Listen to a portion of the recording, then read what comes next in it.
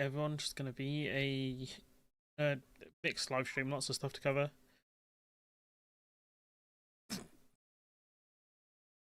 I just seen something that made me laugh on Twitter, but you guys wouldn't get the reference.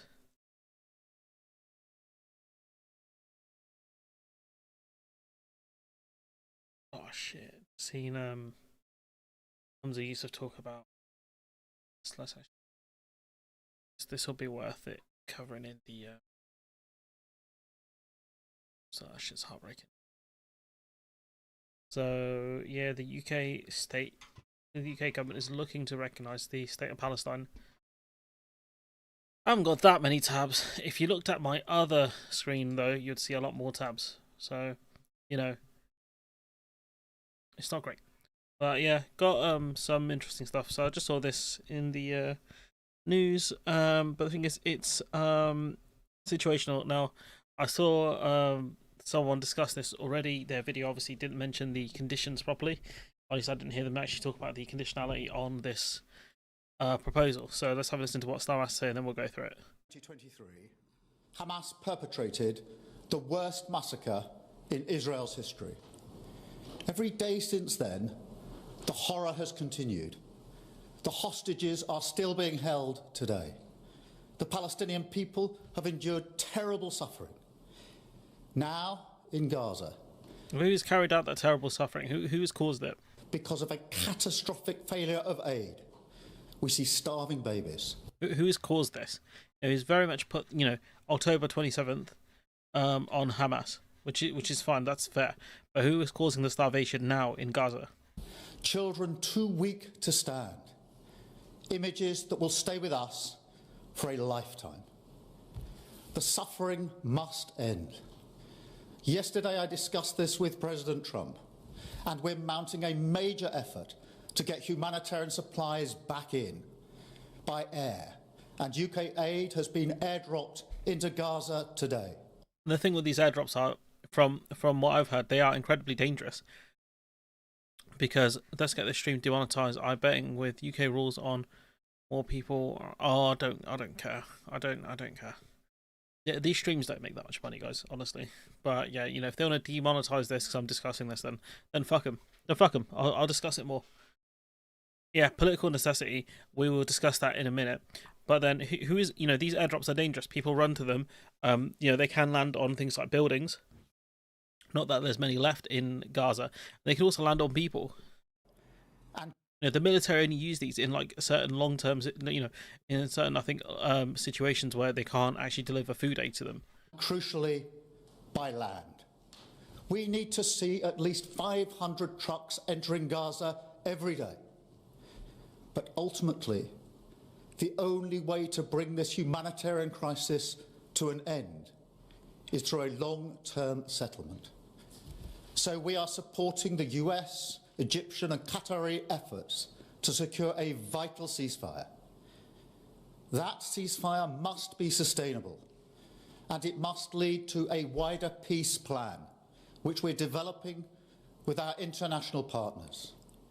This plan will deliver security and proper governance in Gaza and pave the way for negotiations on a two-state solution. I just don't think at the moment Israel will accept it. The US aren't backing these proposals. They're getting away with all of this. Recognizing Palestine as a state at this point doesn't get them that much. What we should have really been looking at is sanctions. Is punitive, is actual punishment against Israel as a state rather than anything else. You can keep airdropping stuff even if you sanction Israel. What is Israel going to do? Shoot down British planes? Really? Shoot down Qatari planes? American planes? It's not going to happen. Our goal remains a safe and secure Israel alongside a viable and sovereign Palestinian state. But right now, that goal is under pressure like never before. I've always said that we will recognise a Palestinian state. There's a manifesto pledge, I think, that you would immediately recognise a Palestinian state. It's been over a year since you've been in government and it still hasn't happened. And now you're talking about September, G. As a contribution to a proper peace process at the moment of maximum impact for the two-state solution. With that solution now under threat, this is the moment to act. So today, as part of this process towards peace, I can confirm the UK will recognise the State of Palestine by the United Nations General Assembly in September, unless the Israeli government takes substantive steps. How do you define substantive? To end the appalling situation in Gaza, agree to a ceasefire, and commit to a long-term sustainable peace, reviving the prospect of a two-state solution. I think the only way you revive this process is A, by sanctions, but B, you recognise the Palestinian state immediately. You recognise its borders and say, look, Israel has to pull away from these areas. You have to do this, and now. You can't wait until September. It doesn't make sense. Starmer has the ability to sound insincere when he's describing what he'd do to stop children. I mean, yeah, he talks out both sides. It's true. And this includes allowing the UN to restart the supply of aid and making clear that there will be no annexations in the West Bank. I mean, they're going to continue doing that regardless. Again, like, they haven't listened to you. You've called for a ceasefire so many times now. Even if Britain does recognise the state of Palestine, like, to an extent, it doesn't do much, but this should have been done a long time ago. Meanwhile, our message to the terrorists of Hamas is unchanged and unequivocal. They must immediately release all of the hostages, sign up to a ceasefire. They have, if they give up the hostages now, what leverage do they have in this situation? That was the whole point of them taking hostages. For you to say, give up the hostages and then sign up to a ceasefire makes no sense. You need Israel to sign up to the ceasefire and then Hamas will release the hostages. That was always what they were saying from the start. I don't agree with taking hostages. It's it's an absolutely abhorrent thing to do, but that's why they took them. You're asking them to give up the only leverage they have. It's so stupid for them to do that. UK does not have the bottle to recognise it. No, they don't. We really don't. Disarm and accept that they will play no part in the government of Gaza. I just don't think that's not going to happen either. You're asking for Hamas to dissolve as an organisation. That's not going to happen. We saw even in Afghanistan, when the Americans were there, the Taliban were trying to run kind of political parties as well as the terrorist organisation. Oops. And we'll make an assessment in September on how far the parties have met these steps.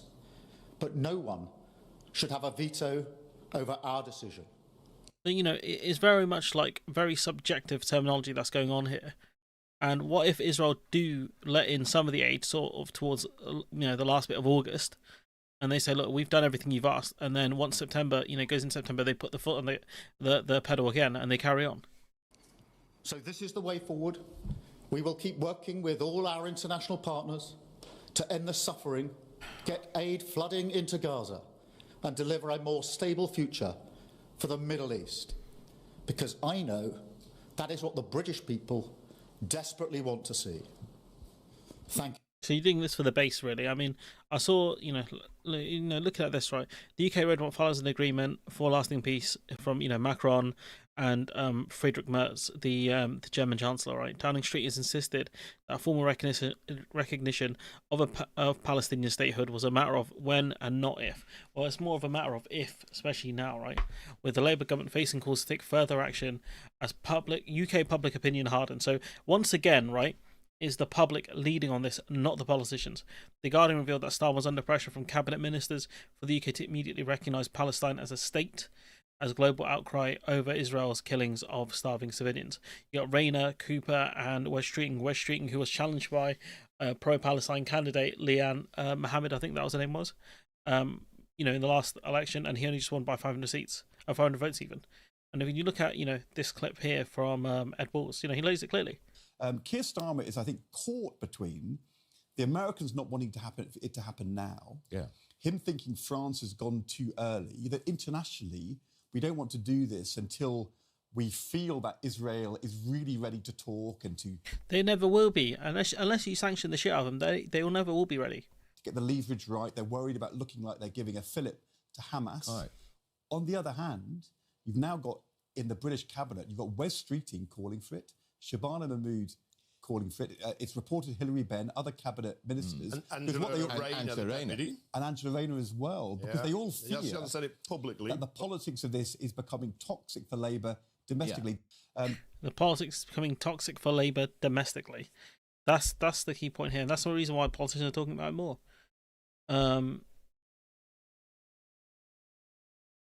You know, you've got Emily Thornberry, right, saying we should work with allies in President Trump. What's it called? We should work with allies in President Trump, a Middle East peace plan centered around recognizing a Palestinian state. Should he have listened to it? Let's have a listen. Actually, let's see what Emily Thornberry has to say.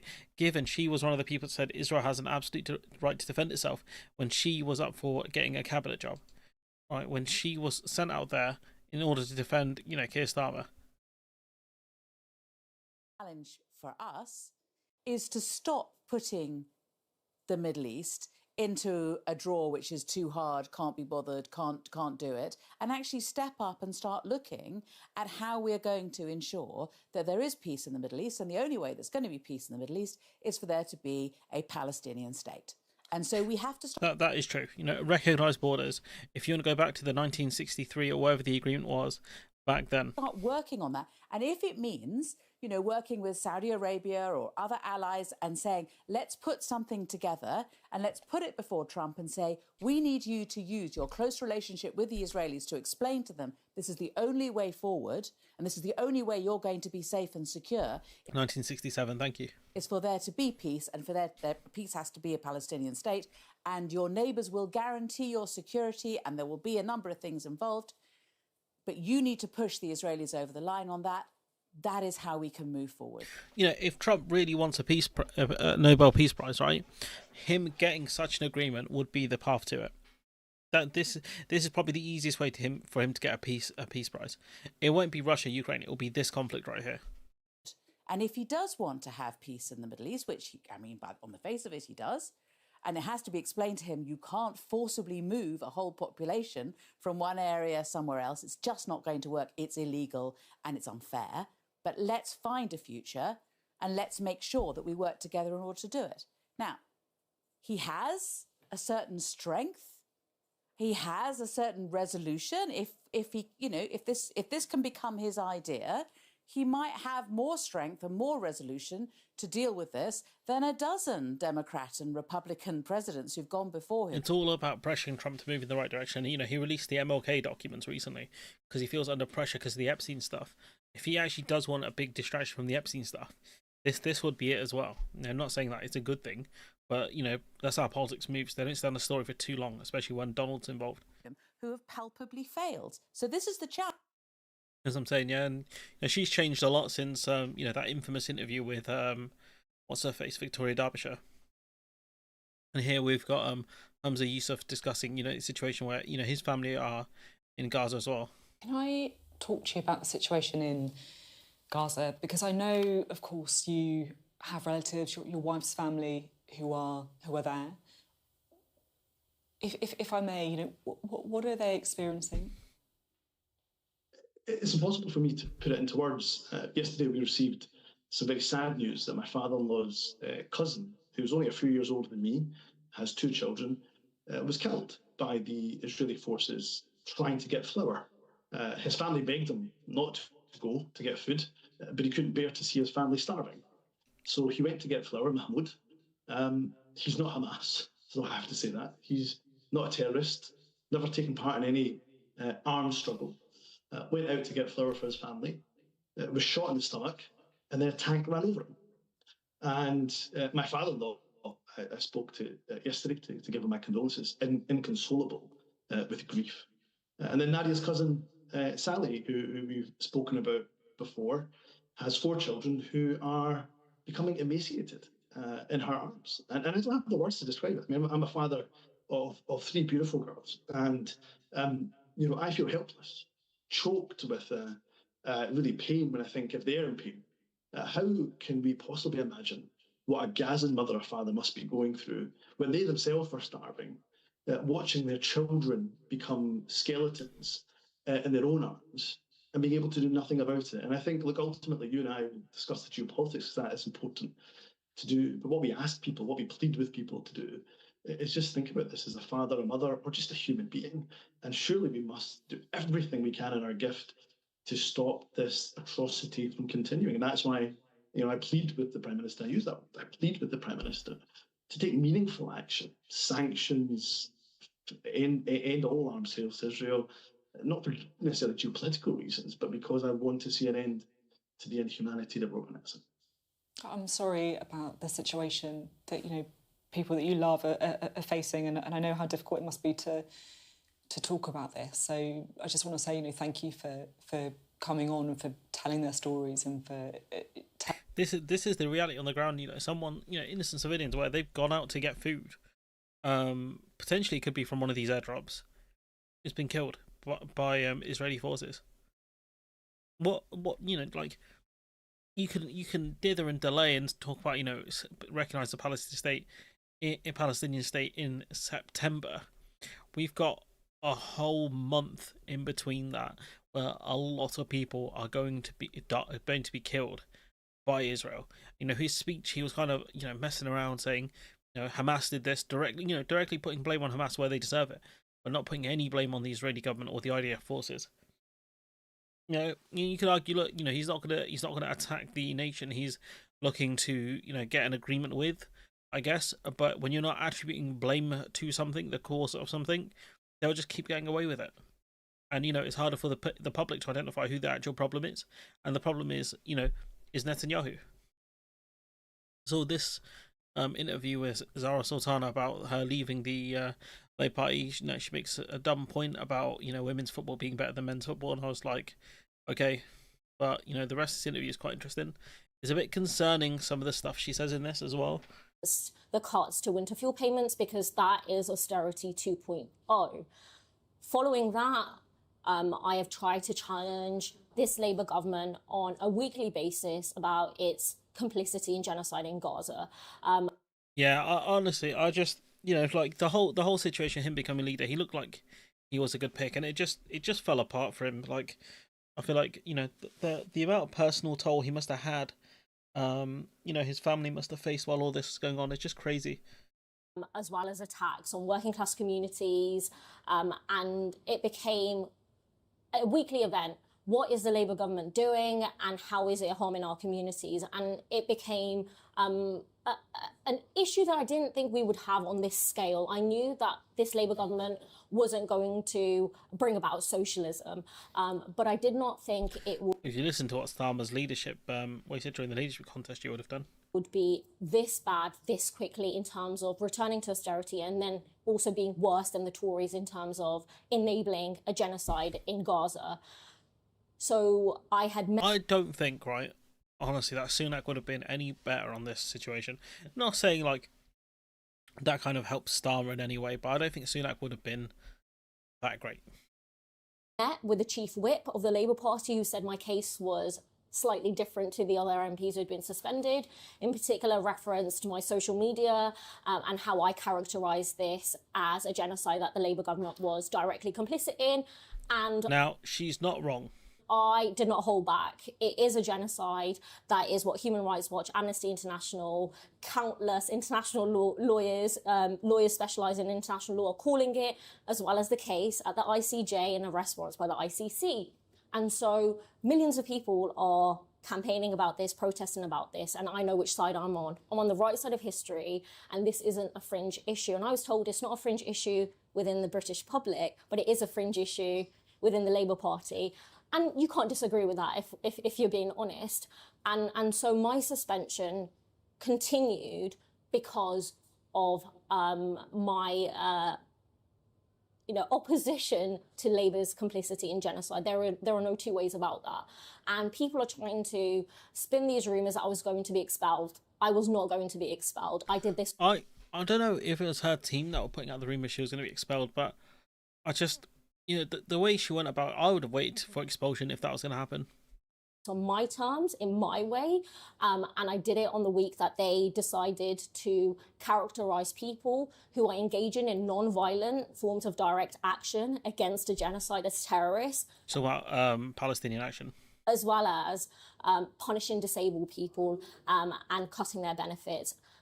I cannot show any kind of support for that kind of politics, both what is happening in Gaza, but what is also happening here at home. Those, for me, are not abstract issues. They are deeply connected. This is a government that does not act in the interests of people here, let alone people anywhere else in the world. And in fact, it's complicit in making people's lives worse.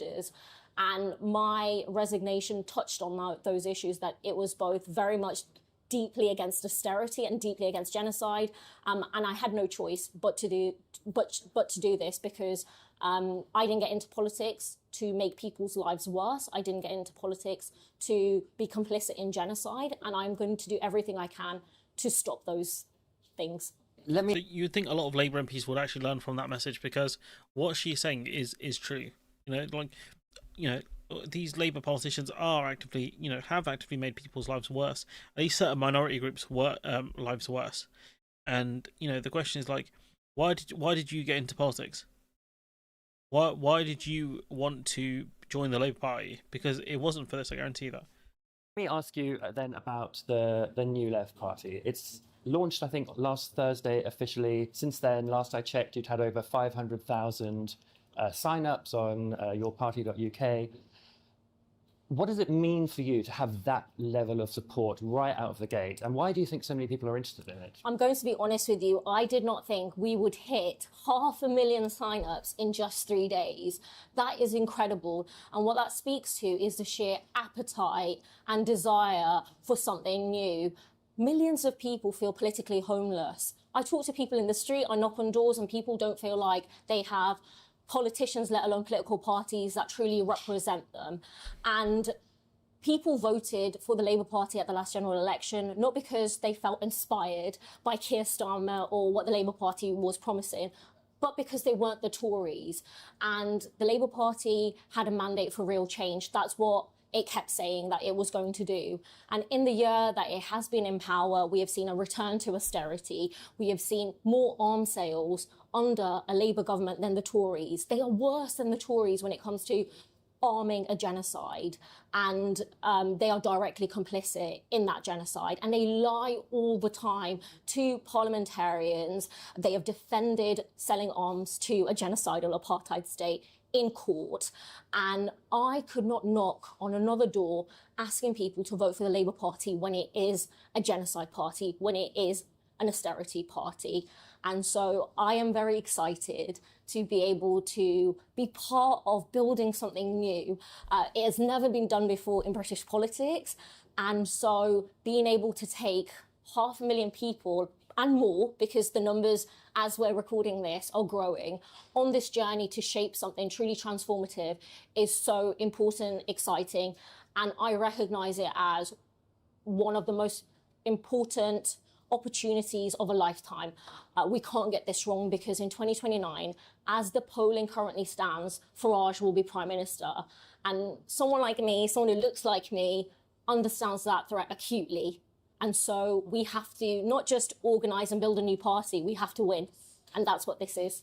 This is one of the problems the Labour goons don't seem to understand, which is that she is right that, no one will know the damage that a Reform Party will do apart from minorities. Like, all of these guys, the reason they hate Farage is predominantly because of Brexit. It's not because of the racism. I hate Farage because of the racism he spewed during that Brexit referendum. There's a difference. The stuff he was saying about Romanians and Bulgarians, I was like, shut the fuck up, bro. Like, honestly, like the amount of racism he was saying was crazy, and the amount he got away with is outrageous. Max got this wrong in his video today. Yeah, I need to get to the bit that Max was talking about, because I know the bit he was talking about, and there are some agreements I have with him in what he was saying to an extent. So I'll have to when I get there, you'll see what I have to say about it, because I did see some of the clips from this interview as well. Okay, I totally agree with you about the idea of not being able to get this wrong. The stakes are so high. But I guess you might have come in for a bit of criticism over the last month about there being, maybe a little bit of chaos attached to the launch of the party. Was it launched? Wasn't it? The name. Do you think that matters? No, and Westminster lobby journalists love this idea of drama. They love this idea of the left not really knowing what it's doing, but we do know what we're doing, and 500,000 people. So the idea. Oops, that's a. Also. I can't pause this without being awkward. Now, there is the idea the left don't know what they're doing. True. There is the idea that Westminster lobbyists love what's it called? Drama. Also true. Recognise that, and the truth is they're rattled. They've never seen anything. So with the 500,000 thing, right? That's good, but again, like a party needs money, and these are free memberships that they've given out, like an email list. So it's not the same as actual members. Like unless they're gonna allow, because there would be a lot of like right wingers and stuff who would go onto this mailing list as well, just to see what the party's like up to and things like that. Anyone can sign up for a mailing list as well, but I think the thing is like, a party needs money for a start, and also like the way they're setting up, like there is such a thing as too much democracy for a party, and it's going to sound really weird and a bit dystopian me saying this, but at some point you do need leadership. At some point you need someone who's gonna say captain at the helm and actually like steer the ship. And I worry that we will not see that. There's a reason why I don't like the co-leadership model. It doesn't make sense. Think like this, and the fact that we're trying to really have democracy, not just this slogan or this, you just kind of say it and don't mean it. We're trying to have it at the heart of everything we're doing. And the idea that members choose the name, I think people can't get their heads around, and that's democracy for you. And I just think that's bad. If it's going to be up to the free membership tier to decide like the name of the party, that's going to be a disaster. It's going to be something stupid like party muck party face. Like the fact that we haven't learned from the boaty muck boat face situation is just bizarre. Sounds like Corbyn and co might be using the tactics Mélenchon used in France, building up the left there.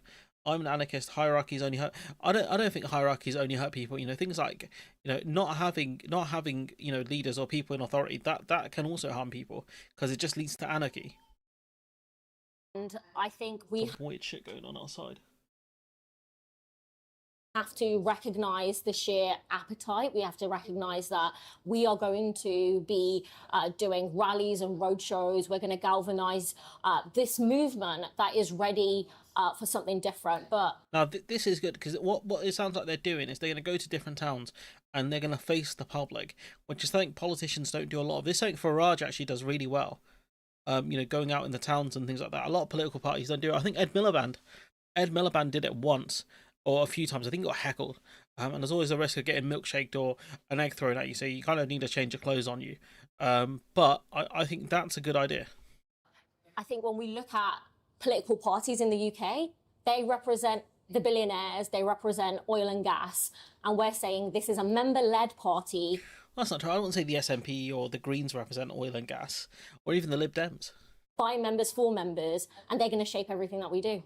So let's talk about that. So again, like, how are you going to define like a criteria for, a membership? So like, are you going to put it to polls? Are you going to say like, are we going to vote for, I don't know, what tax rate we want, or how are you going to decide on what specific gets voted on? What is the agenda? What are you going to say to members? Well, you can have a 40% tax rate, 50, 60, 70. How are you going to do this? Kind of like citizen assemblies. It could work, but the problem is, it's like, it's let's see. How about waiting until September when they have their first conference, and a lot of these problems will be decided? I mean, sure, but the problem is they're being vague. Well, I would never give any politician, even ones on the left, the luxury of saying, well, let's wait and see, because you're showing these problems now. I would, giving politicians any sort of, benefit of the doubt is silly. Regardless if there's Zara Sultana, if it's Jeremy Corbyn or Keir Starmer or Ed Davey, any one of these people, they don't deserve it. It's always like what she's saying here is it's going to be up to the members. So are you going to give total control over the members to vote on things, and who decides what gets voted on? That's the question. There was something here. What was it?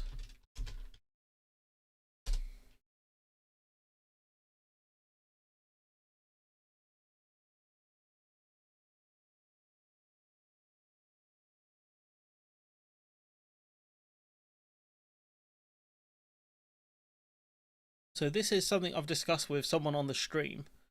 I don't know if they're still here. I'm going to say they are, right? So Luke's three faces of power, something we learned in something I learned in class. So this is just the AI view. This is just basic, right? Because it scrubs websites. So decision-making power. This is the most viable form of power where individuals or groups make decisions that directly affect others and focus on observable conflicts and policy preferences through expressed through political action. So you can say the leaders have, decision-making power. Then you've got non-decision-making power. The power involves shaping the agenda, what's considered acceptable for discussion. It can prevent certain issues from even being raised, considered, effectively limiting the scope of decision-making. This is kind of like the Overton window of you decide, kind of which topics can be allowed to be discussed and which ones can't be. They are on the stream. It's nice. Ideological power. This is the most subtle and powerful form where those in control influence people's desires and beliefs, even to the point where they act against their own interests. This can involve shaping social norms, values, and maintain the status quo. So, where is it in the Stanford University? This was the one I used to use loads in university when I was studying. Stanford. I think it was this. Bruh. Where are you, Stanford? Have they got rid of it? No, I'll cry if they got rid of it. Oh no, they've got rid of it. Oh, that sucks. Oh, they had something. It was like the Stanford.edu. Oh man. Where is it? Is this the website? But yeah, this is the website, but they've changed it. Oh, I'm gonna cry.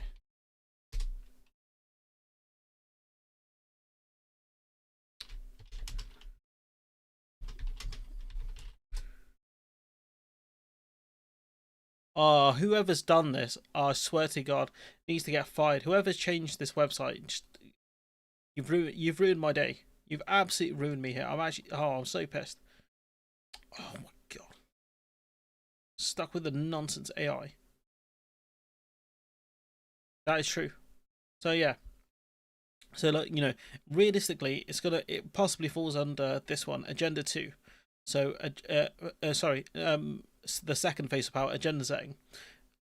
Might talk to someone about this about work, actually. They'd find this quite interesting. So the dimension explores how the range of issues considered in decision-making processes is limited. It looks at who controls the issues which are discussed and which are excluded. It falls more into this one. This is how normal political parties fall, actually. But point being is how, who's going to set the tax rate? Who's going to set the criteria for what can be voted on, what can be discussed here? Is it anything and everything? Democratic nature of the party. So you're leading up to a founding conference in the autumn. Yes. What is the scope of the democracy that's going to be? Now, guys, here's a question, right? Depending on when the conference falls, should I go? Should I go do some journalism? Who sets the agenda? Exactly. That's the question I'm asking you guys. But, if I can get annual leave right, should I go, guys? Should I go? Let's see. I'm gonna give you guys a poll. Start poll. It best fall on a weekend.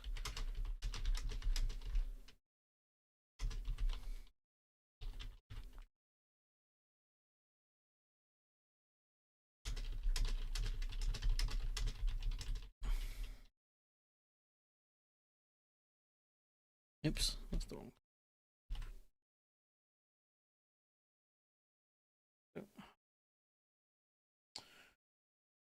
All these random pop-ups drive me nuts.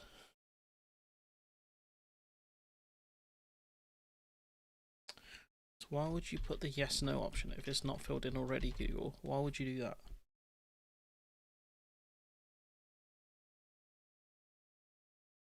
Oh, to be like. Well, there you go, guys. There's a poll. A triad of agendas, and we are collateral. Sorry, Simon, missed that. Okay. So, right, we're going to let that go. And we're going to see, we're going to democratically choose, should I go to the conference? There you go. There's some democracy in action for you guys. Don't say I rule with the iron fist of Stalin all the time, as much as I wish I could. Going to let you, the people, decide. involved there. So you talked about deciding a name, but what else is going to be put to the members? Should I ask if the channel can get named Big JC Studios, as in after Jeremy Corbyn? You know, what level of kind of fine-grainedness? So before we get to that conference, we need to put together a conference arrangements committee. We need to make sure that we have truly every member feeling empowered to get involved. And what I think that looks like, and obviously these are discussions, what I think that looks like is one member, one vote. It looks like having an accessible way of engaging, which is both in person. One member, one vote is a good system. That's something the Labour Party should, I think, did implement much later on. But one member, one vote is the best system. And hybrid, which is affordable for everyone. And we need to get those details. Person and hybrid, with an accessible way of engaging, which is both in person and hybrid, which is yeah. So remote or in person. Affordable for everyone, and we need to get those details right. That conference and that membership has to look at governance, it has to look at policy, it has to look at even tactical alliances going forward. So that's what I'm saying here. This is Luke's second face of power. So this group are going to decide what's on the agenda to be voted for. That is Luke's second face of power in play as we speak, people. As we speak. Like there, right? So non-decision power making. Oh my god, my lecturers would be so proud of me, guys. So proud of me. I remember this stuff and I'm passing it to you, the people. You know, which other political streamer, right, talks to you about Luke's faces of power, the three faces of power, guys? Who else does this? Who else does nonsense like this? Or isn't just saying, oh, if you don't vote Labour, you're a Tory enabler? Nah, we don't do that around here, G. We don't do that. I'll give you this sort of nonsense, right? That's what you get on this stream. Anyway, sorry guys, that's how much of a politics nerd I am. Like, I love talking about this shit. Like that's how deep the rot is in my brain. That the moment I got to actually discuss this stuff is this like honestly, like, it's more exciting for me to talk to you about this stuff here than it is to talk about anything else, just because you know, that £9 I spent wasn't a complete waste per year at uni, and this was politics first year. So yeah, anyways guys, I was just excited to discuss this with you guys. So you can see you know, Luke's second face of power in action though. Non-decision making power. Who sets the agenda? It's going to be this committee. Easy dub, guys. You know, honestly. I obviously have preferences over things, and need structure and discipline, especially when delivering narratives to the public. This is what I mean. Like, there is some level of control that is needed by leadership. It you know, you can't have a totally democratic party. It's going to pull in too many directions. and I'm happy to share them, but ultimately it will come down to our members, what the name is, how we operate when it comes to... They could pick some stupid name like the Social Justice Alliance, or Joseph Stalin's back, or the real Vladimir. I don't know, something stupid. Like, I'm sure you guys can come up with something in the comments, you know, like, I don't know, Mark, no, I can't think of anything funny. That's the problem. So I'm sure there are so many kind of lefty names we could come up with. Slide to the left. I don't know. You know, a new popular front like what we've seen in France. We can all have ideas, and obviously Jeremy has also said, please share those ideas. We want everyone to get involved, but we need to get the best ideas, and we need to then... Well, who defines what the best ideas are? Like, guys, like, I'm sorry, this is just so much fluff. Like, who defines? Are you gonna decide what the best idea is? Are we gonna have this party decide what the best ideas are? What if they come up with some nonsense like bring back the death penalty, or leave the ECHR? Like, I'm not saying these, you know, obviously these are right wing policies. Or what if they come up with you know, all private business should be abolished? What if that's on the table, and you have a bunch of people who agree to that? The People's Liberation Movement, sure, you know. The PLM, that sounds good. Yeah, you know, like, I just, you know, like, maybe it is the Joseph Stalin in me. Maybe it is the bureaucrat in me, the pen pusher, the autocrat that speaks to me, that tells me that you do need some level of control. I don't know. Deliver on those. And what about the leadership structure? Will that be a matter of democracy Absolutely. as well? So it could be a single leader, it could be co-leaders, it could be a Zara Sultana, Jeremy. Please stop this co-leadership, please, I beg, I pray to God. Yeah, please stop this co-leader nonsense.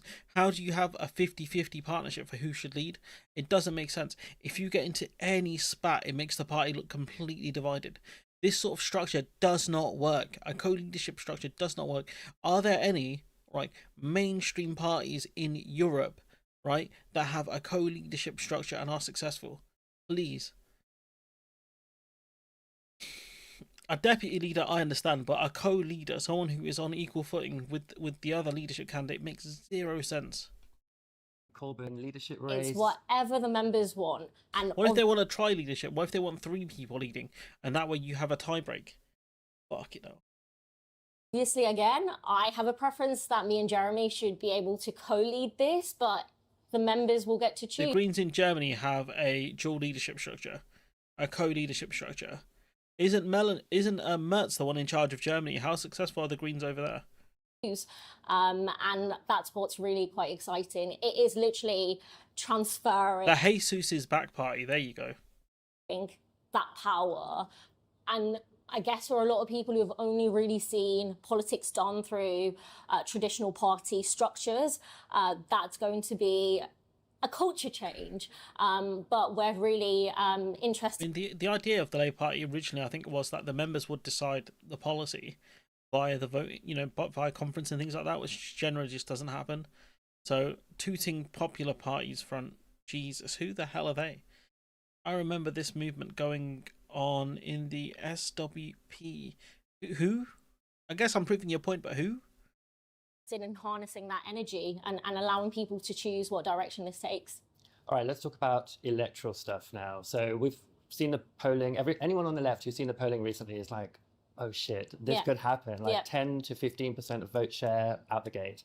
That is a floor, not a ceiling, as far as I'm concerned. 10 to 15% is outrageous, but it shows you how broken our political system is. That a party ran by Jeremy Corbyn, who was, a few years ago, about 5 years ago, was deeply, deeply unpopular. And Zara Sultana, probably someone who most people don't even know who they are. They're hitting above 10% is crazy. Like, for the Reform Party, it makes sense. They're the kind of the untested party.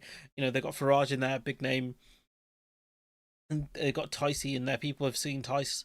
And they've got, the British media kind of propping them up a lot of the time, right? But this lot to be 10 to 15% of the polls is wild. All right, but now a lot of that vote is coming from Labour and some of it from the Greens. What about Reform? What's the strategy going to be for Reform, for taking them on? Well, you can't take on Reform by mimicking them, which is what the Labour Party have done with this race to the bottom on immigration, and essentially just following their lead. We have to... And, the fact they keep talking about, smashing the gangs when that's not happening. To provide a real alternative. We need to show that we will defend migrants' rights, we will address people's material concerns, because everyone is worried about the end of the month when the bills drop. They look at the profits that these water companies get, these energy companies get, well, when their bills are getting even higher. And we need to address material concerns. That's what... Facts. This is straight facts. And this is where Jeremy Corbyn and Sultana will be very effective, when they focus on these issues here and how they're going to tackle them. This right here is how they could do well in the election. I don't know how well because of our stupid system. But this right here is what Polanski is doing really well, just circling back cost of living crisis, circling back cost of living crisis. This is what these two have to do here. What the Labour Party should have done and hasn't done and refuses to do. And that is the only way we can beat Reform, not by trying to be like them, because why would you vote for a copy when you can vote for the original, which is what I tried to tell the Labour Party when I was... Which is true, it's why Labour are flailing in the polls. In it. And so we need to fight on our terms and not allow the far right to dictate those. And fighting on your terms, would that mean, so for example, in individual seats, would you run candidates in winnable seats only, or would you risk sort of splitting the Labour vote in Reform seat? The membership will decide this, and I think we have to be strategic. We have to identify the places where we can win, and where others who have the same goals and values around progressive politics, around defeating reform. But this is what I mean by, if you let the members decide. What if the members decide we want to run in every seat in Great Britain? Because I don't, Northern Ireland's a different issue, right? What if they say we want to run against the SNP in Scotland and Plaid in Wales and the Labour Party in England, and we want to run in every seat possible? First of all, funding that would be a nightmare. But secondly, right, what if that's what the membership want? Where we can work together. And obviously, when there is a time for that, that will be, I imagine, a negotiation. But we will not be doing politics in the old way, where it's just a few men in a small room and kind of hashing it out. It will be led by members, and there will be, I believe, and I do you think, right, this membership would want any alliances with, I don't know, the Lib Dems, for example? Even progressive Labour MPs, because at this point a lot of them are quite tainted. The ones that have managed to keep the whip, just about, like, the question is how they managed to evade being kicked out of the party. That's what people are going to ask, and that's what I would ask as well. Like, leaving this stuff up to the members makes no sense. Like, you're setting such a high stall here for democracy to do the right thing and do the smart thing. I just don't see it. I would actually argue for that tactical alliance method, but it will be on our terms, and it will be in the interest of our members, but also to stop Farage getting into power, because that has to be the guiding principle. Yeah, again, that's true. Stopping. But what happens when you weigh what the party wants versus what's the most effective way against stopping Farage? Ask you about your Labour journey, because I think it reflects for a lot of people who are members of the Labour Party who felt discounted as members, which is something that you're promising that this new left-wing party won't do. They were sort of asked to leave, and now you've provided a home for them. What was your journey through Labour? Because a similar sort of story for you. Yes. You were asked to leave, and now you have. Yes. So tell us your journey. So I joined the Labour Party as a 17-year-old. Keir Starmer did say for those who want to leave the Labour Party can leave. So for them to cry about people leaving makes no sense. Under Ed Miliband, I was really angry about the coalition government tripling tuition fees. I saw that as a direct attack on my generation.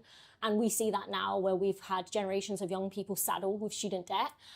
So when I went to university, I got involved with the free education movement. I'd gone to the occupied West Bank with my dad on a Labour Friends, a Labour to Palestine delegation, Labour activists, Labour members.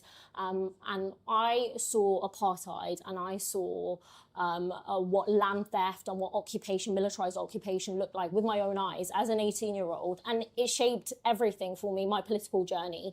And then I got involved with Students for Justice in Palestine. I got involved with the National Union of Students. And then Jeremy Corbyn becomes leader of the Labour Party, and immigrants weren't going to be thrown under the bus, and young people weren't this kind of photo opportunity anymore, but real stakeholders in an exciting vision. And I remember the rallies in Birmingham, and I remember feeling hope for the very first time, and a lot of people did.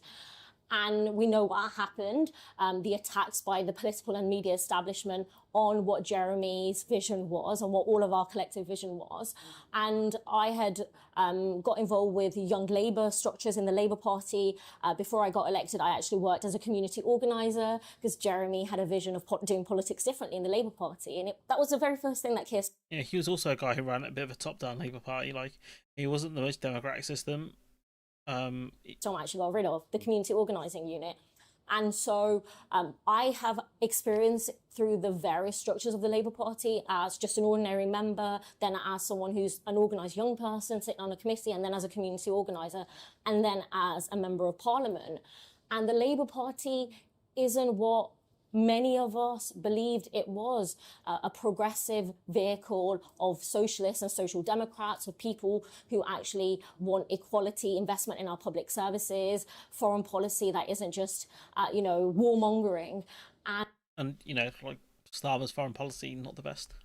And the Labour Party that we have today has been completely captured by corporate donors, by a prime minister that is obsessed with freebies and actually not holding his government to account and holding himself to account. Actually, he thinks he's above it all, and the rules are for everyone else, but not for them. Because yeah, I mean, this is a guy who lied during the lockdowns about where he was. He was chilling in Lord Ali's flat and things like that. Taking money, not declaring things. So yeah, she's not wrong here. And for those people who said we'll change the Labour Party for the inside, those people have left the Labour Party. So for them to criticise, if they have any criticisms for Sultana, I would save it, because the exact thing you tried to do, she tried to do on a much, much higher level, on a much more difficult level, and she couldn't do it. The things that you were attacking the Tories on, you're happy to do yourself. And I think people see through that hypocrisy and they're not having it anymore. To me, the Labour Party is dead. It's dead morally, it's dead politically, and it's dead electorally as well. So what are we doing?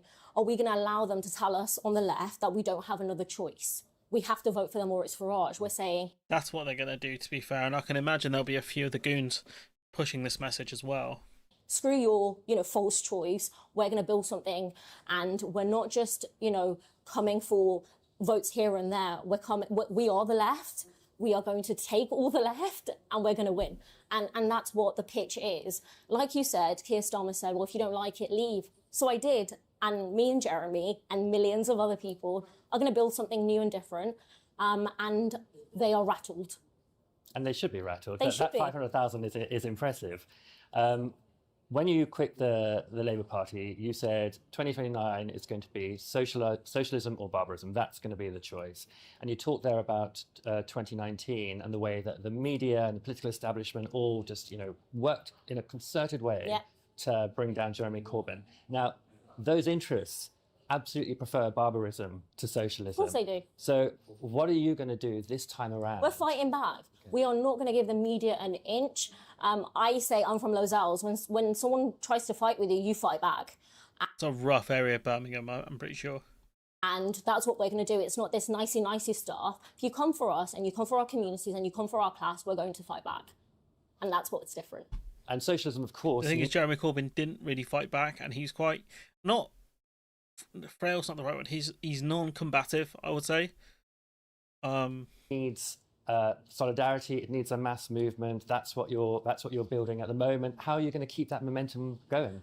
What we've always I'm trying to see. Have we missed the bit where she talked about the launch of the party or not? seen is a model which is very top down, which MPs are kind of at the top and everyone else kind of has to follow. It's not even MPs at the top, it's the leadership who's above it. It's like a triangle. Look, yeah, I can't even draw it here. Let me see. Have I got paint installed?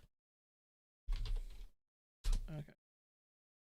Let's show this, right. So it's more like this is going to be a disaster doing this live, but your triangle, so you have L for leadership, that the MPs,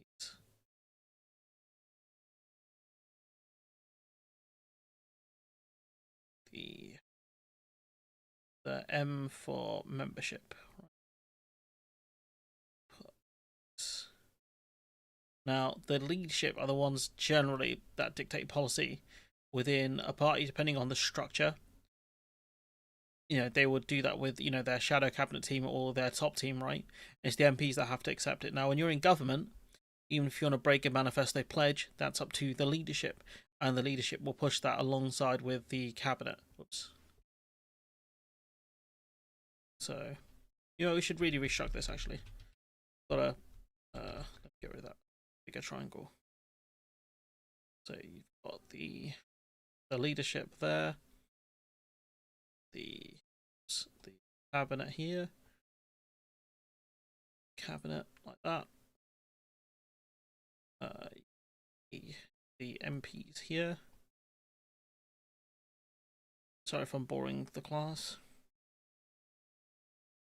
And then you've got the members like that, right? So it's generally the leadership that dictate policy up here, right? And then they're going to do that with the cabinet or shadow cabinet or their top team. and then that gets filtered down to the MPs. Now the MPs can say no, we're not happy about this, so it's up to the leadership to come up with something else, or they say to the MPs, bye bye, you're gone, withdrawn, or whatever. Right, we take away certain roles from you, and then the members who are meant to vote for policy. So that's the idea of the voters would funnel ideas via conference that we voted on, and the leadership would have to accept that. But what generally happens is the top-down structure of this group merges with this group, filters down to this group, who then has to give this group, have to say, suck it up, guys. If you don't like it, you can leave, because we have your money, and because on top of this class, really, top of the leader, just selfily put this in, is the donor class. The people who donate the money. These are the people who really run things in political parties. Donors. So there you go, the little class for you guys. So she's not wrong again. And what we're doing is we want to empower those people who have now signed up to join us. We want to convert those into members. We then want to convert those into members, so into people that are paying money. So they, as much as people don't want to accept it, political parties need money, guys. They need money. There's a reason why one of the reasons why they take money from donors, because they need money. Parties are expensive. Running marketing machines, hiring advisors, it costs money. To organisers in our communities. This is not just an electoral project. It is really building power in our communities so we can increase trade union density, so we can win within our tenants' unions in our communities. I wonder, do you think the trade unions would ditch Labour and fund this new kind of, I don't even know what to call it. I don't want to call it the Your Party, because that's not the name. The Sultana Corbyn Party is too long. The J&S Party sounds wrong. The Z and J Party? No, that sounds wrong as well. Come up with an acronym, guys. So we can fight on issues to do with food poverty and women's issues as well when it comes to domestic violence and sexual violence and so forth. There is so much happening in our communities, and what we saw when people left the Labour Party post 2019 was they went and did work, right? They didn't just disappear.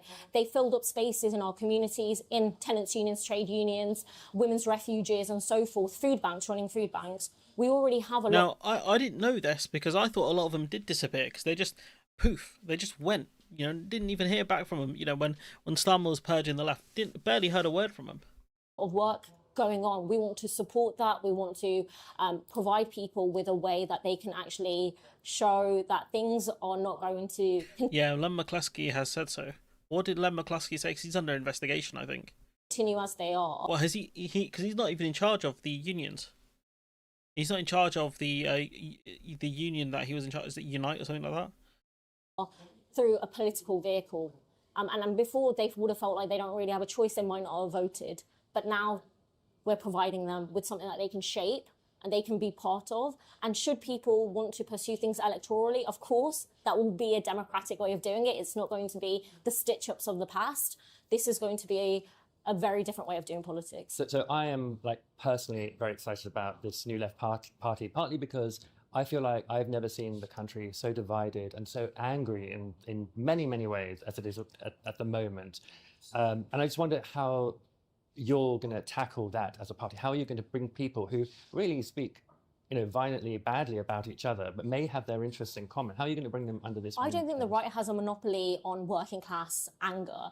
I think we need to harness that anger and show that actually, if we take your anger and we show you that we can win in our communities up and down the country, in areas that have been neglected, in areas that have been told, well, you don't really have a choice but to vote for Labour, we can do amazing things. And the last election showed that under first past the post, you don't have to win. You can win whether as an independent, and I think that's a really important thing to recognise, and a lot of people do recognise that. With the wins as independent, it's very tough going, but I think in the next election it will be more likely than the last one we just had, purely because the Labour vote share is going to get absolutely shredded, and I think the Conservative vote share is going to get absolutely shredded. And I think we have an opportunity to bring people who are young, people who have been attacked, whether it's WASPy women, pensioners who have had the winter fuel payments taken away from them, young people who have been saddled with debt, who have basically give most of their income to landlords who don't have opportunities that their parents had. That social contract between every group in our society has been broken. And it's our job to bring everyone together, united by a common interest that we need an economy and a society that's run for the majority of people and not profit. And so we're not trying to reinvent the wheel. Those arguments have been won around nationalisation, public ownership of utilities, around mass building of council homes, around wealth taxes. And so we're not trying to convince people of those arguments because the majority already support them. But what we've also seen is a mass movement of millions of people who look at this Labour government and see complicity in genocide in Gaza, who see the likes of Keir Starmer and David Lammy as people who are complicit in war crimes, who should be on trial at The Hague. And so there is no turning back from that point. And we have to look at how our political system is happy to sign off arms to all sorts of terrible people, whether it's the UAE, who then send arms to the RSF in Sudan, to the Saudis, who then used it in Yemen, and the Israelis who are using it to commit genocide in Gaza. We need to look at our economy, where arms dealers seem to have, no, they don't just seem to have, they have preferential treatment. They seem to basically be able to tell the government exactly what to do. That has to change, and we're providing a vehicle for that. So if there are people who have petitioned their MPs, who have lobbied their MPs, who have gone on demonstrations, who have done personal boycott actions, and are thinking, what else can I do? I feel completely hopeless. I'm watching a live stream genocide. I'm watching kids starve to death. My government is entirely complicit in this. How can I change things? I am basically speaking to those people as someone who has spent my entire adult life committed to the Palestinian cause, to say we are going to do something about that. So a lot of people under the umbrella that you could attract, people opposed to the genocide in Gaza, as everybody should be, people massively opposed to our role in it, people opposed to preferential. I've missed bits I wanted to actually discuss here. Maybe my brain's just not functioning right. But, you know, like I saw, when I watched the interview originally this morning, you know, she was asked about why, you know, you guys are... No, let's go back through this actually, because I think my brain's melted at this point. You know, about why, you know, she gave Novara the first interview, right? It's this. Legacy media does not do my very first interview since resigning, and since we have announced the process of building a new left party with Novara, is because legacy media does not operate in our interests, and Novara does. And for me, it is about speaking to our base. It is about speaking to people who align with our politics, to say that we are going to do the best possible job of getting this right, and we want you. So she went on there because, you know, he's not really going to challenge her too much. You know, let's be real. She went on, you know, I don't want to be mean, but a media outlet that is biased towards her aims and objectives, and one that will continue to platform her. And I would say this if this was a Tory MP who resigned and went on GB News, for example. It's the same sort of thing. You know, she's going to get a time where she's going to be able to speak kind of her truth about this. But yeah, of chaos attached to the launch of... I must have slept through this. Honestly, I don't know what's going on with me. The party, was it launched, wasn't it? The name. Do you think that matters? No, and Westminster lobby journalists love this idea of... Yeah, we did discuss this, right? You know, this is the bit that does concern me. And I think for people, if you say this doesn't concern you, I don't think you have much tactical nous, in terms of they couldn't even launch this party properly. And so what happens when they face major headwinds? Like this whole thing, right, of, you know, the whole structure of the party, it doesn't fully make sense. And I don't know if they thought this through, given the fact that Corbyn didn't seem like he was on board with it originally. And you could talk about why would they leak it to the Times, etc. But given how delayed, like they don't understand how optics work, like how people view things. Because what you perceive is reality. Perception is reality at the end of the day. It looked like a mess. Like, it looked like she thought she was going to be expelled by the Labour Party. So instead of being expelled, she jumped. That's what it looked like to me at the time. I think that's what I said on stream. And, you know, for her to say, you know, there was no chance of me being expelled. Well, you know, if that's the case, then I think they've jumped the gun with this whole political project.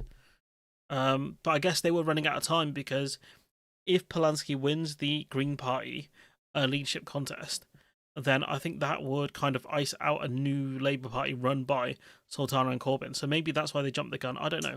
Well, another creator who wants his new party to fail before they are even properly launched, I'm off.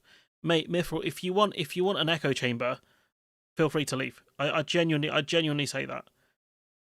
You know, like, I don't want them to fail. I like these two. I think they're cool.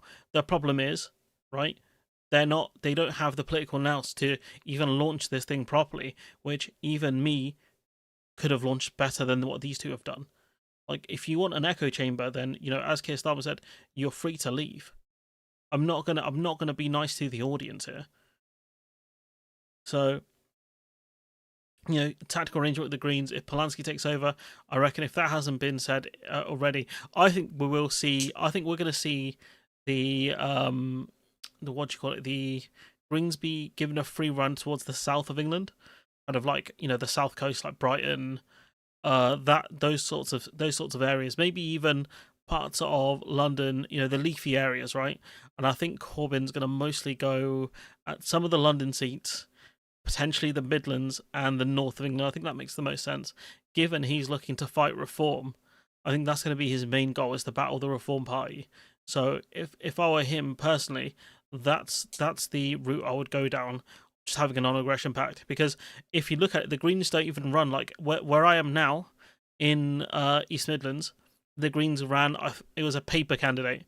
So they don't have any serious, I don't think they have got the money to run that many candidates, but also they don't care enough to run that many candidates. Borderline poverty and starvation in your own land, and it's taken till now. Is this really what it takes to leave a situation until... You know what, I think, to be generous to Sultana, I think she tried to change the Labour Party from the inside. She probably spoke to them quite a lot about where they were going wrong.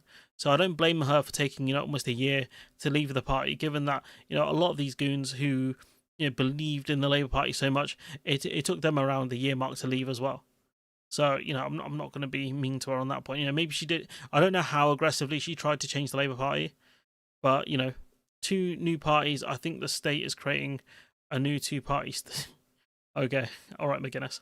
But yeah, I'm surprised so many signed up when they're offering little. I think it's just people. You know, these two are very popular on social media for a start. You know, like Corbyn has, you know, if we look at the two together, let's have a look at Corbyn. I can't spell his name. If we look at the amount of followers, Corbyn's got 2.5 million followers on Twitter, right? And then you've got Sultana. How many Twitter followers has she got? She's got 394,000. So them getting 500k is not, it's not that surprising. It's very fast though. It's very, very fast. You know, you lot are nothing more than fifth columnists. You don't stand for ha ha ha. They're getting a bit of stick on Twitter, but you know, if you look at the sign up sheet for it, right? It's not going to take that long to sign in. You know, if you want, guys, I'll even do this. Not on street, or not right in front of you guys. Do you know what, fuck it, let's go for this. You guys, I don't want you guys to get my personal email or like my address and stuff, but let's see.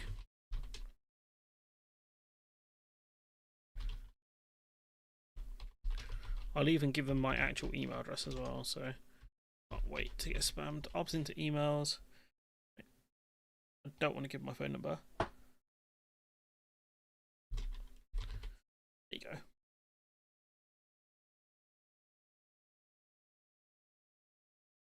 Body clap. You're human. There we go. Look, so that's done.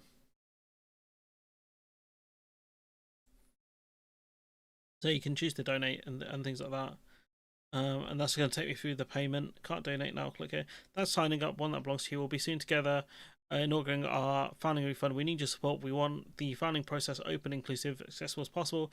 You can please chip in below to help. Every donation counts. So yeah, you know, I don't feel like doing that today, but yeah. So what was funny?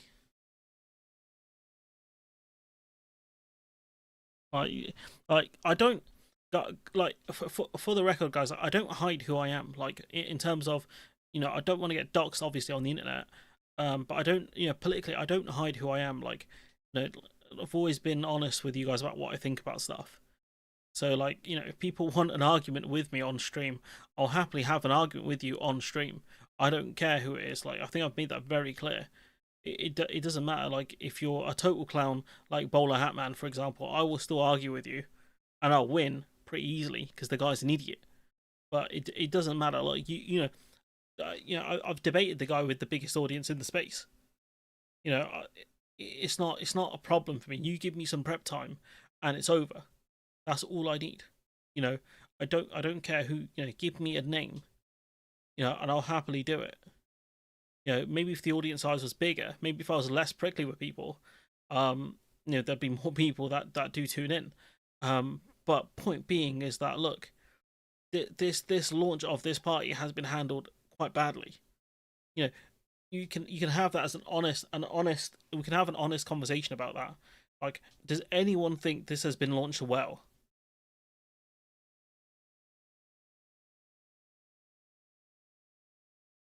Yeah, that's fine. Yeah, Bowler Hatman was slacking off. Oh, has he? Do you know what? Let's have a look. No, actually, I don't, because I know what he's gonna say. Because he'll have this. Unfortunately, he's gonna have similar criticisms that I have, which is this lot didn't launch it properly, which is true. Drama. They love this idea of the left not really knowing what it's doing, but we do know what we're doing, and 500,000 people also recognise that. And the truth is, they're rattled. They've never seen anything like this, and it does make me laugh when she's in terms like rattled, like that. That does make me laugh, because that's something I would say. He's rattled. Fact that we're trying to really have democracy, not just this slogan or this, you just kind of say it and don't mean it. We're trying to have it at the heart of everything we're doing. And the idea that members choose...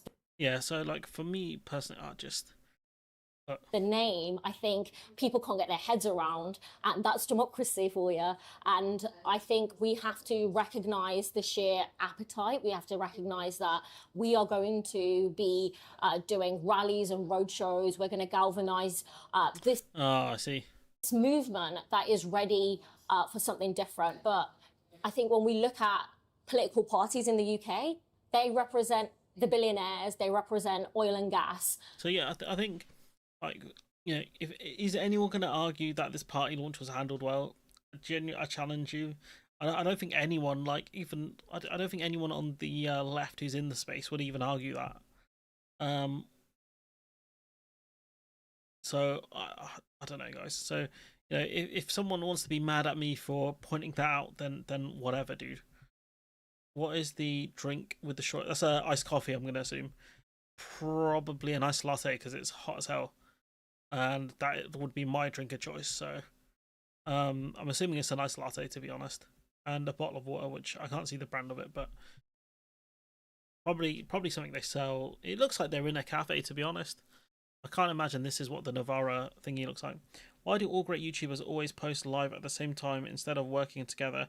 Who else is online? Who else is streaming right now? Is it No Justice? Is there anyone? Oh, is it Max? The thing is, I just did it like for some of this stuff, right? I just kind of stream when I want to. Yeah, Max streamed is fine. I'm not in competition with Max anyways. Because if I was, he'd have me beat.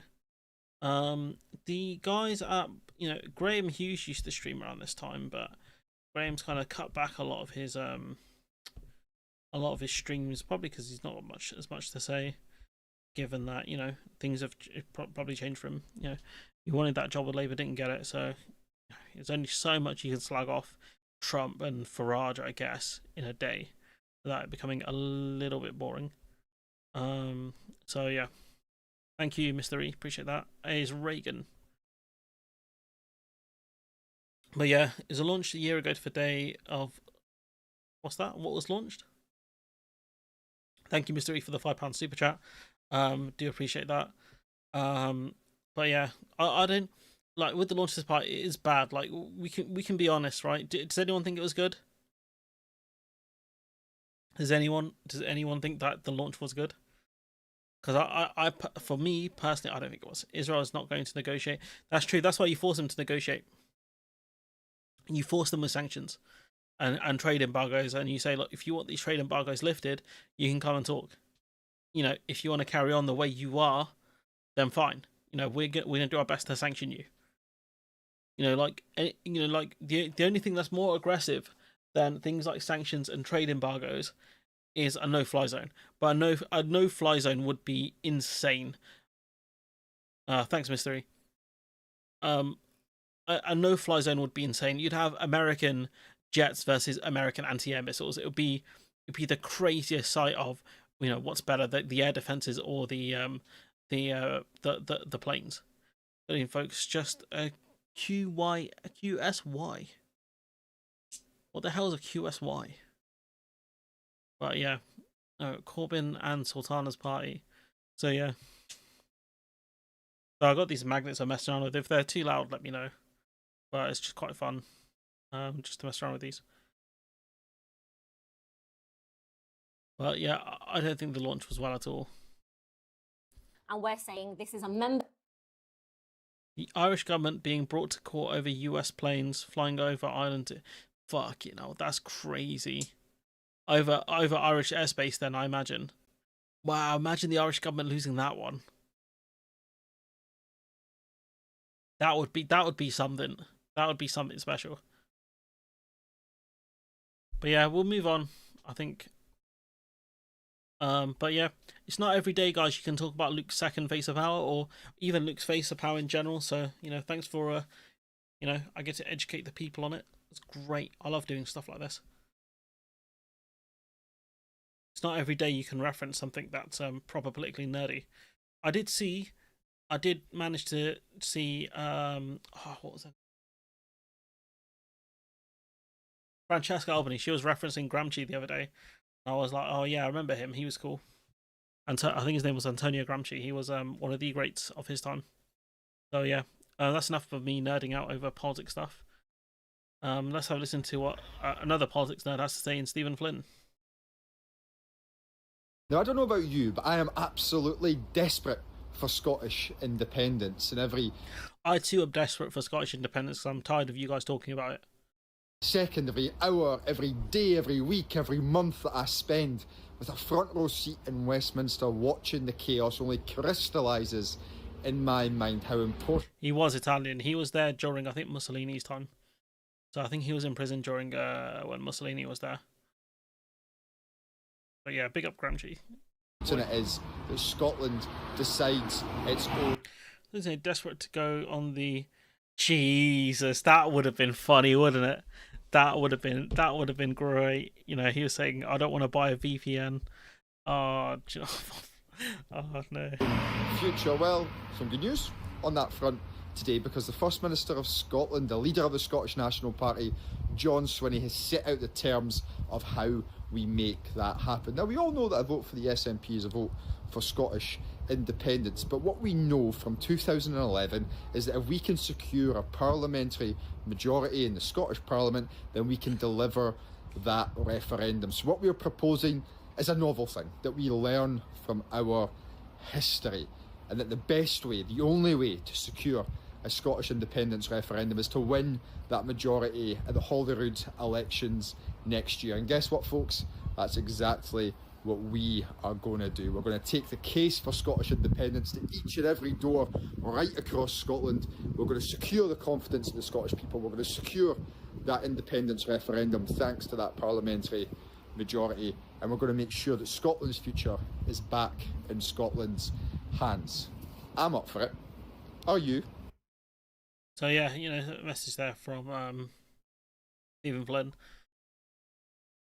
They'll probably see. What's his criteria? Let's have a listen to it. In the Scottish Parliament, then we can deliver the MP as a vote for Scottish independence. But what we know from 2011 is that if we can secure a parliamentary majority in the Scottish Parliament, then we can deliver that referendum. So what we're proposing. So if you're talking about a Scottish majority in Holyrood, an SNP majority, that would be incredibly difficult.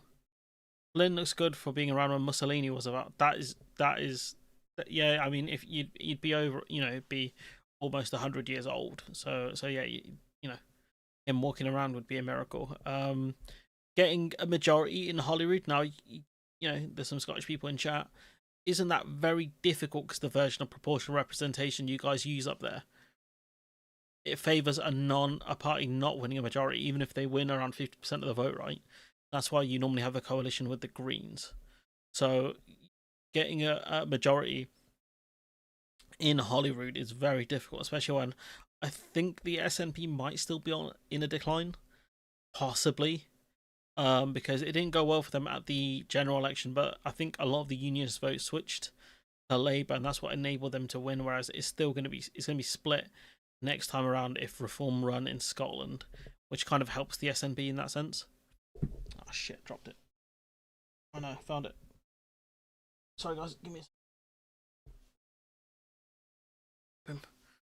But yeah, so that was that. And then final thing I want to discuss, which this stream's going on way longer than I thought it would, but as it happens, I saw this really interesting video from the FT, which is about kind of Germany on a rebound. So a lot of people, like one of the things I find funny, I think especially when it's normally Americans who say it about, are you not worried about Germany rearming? Like, no, I'm not worried about Germany rearming. Just like I'm not worried about Japan rearming. Like the only thing I'm worried about is if the AFD win.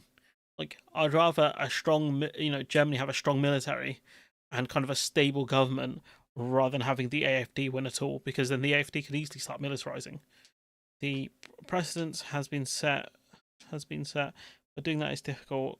But it has been done before. No, we are not in decline. We are riding high in the polls. Okay.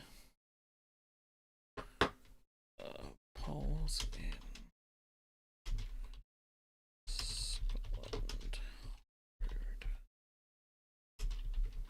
No idea how to spell this.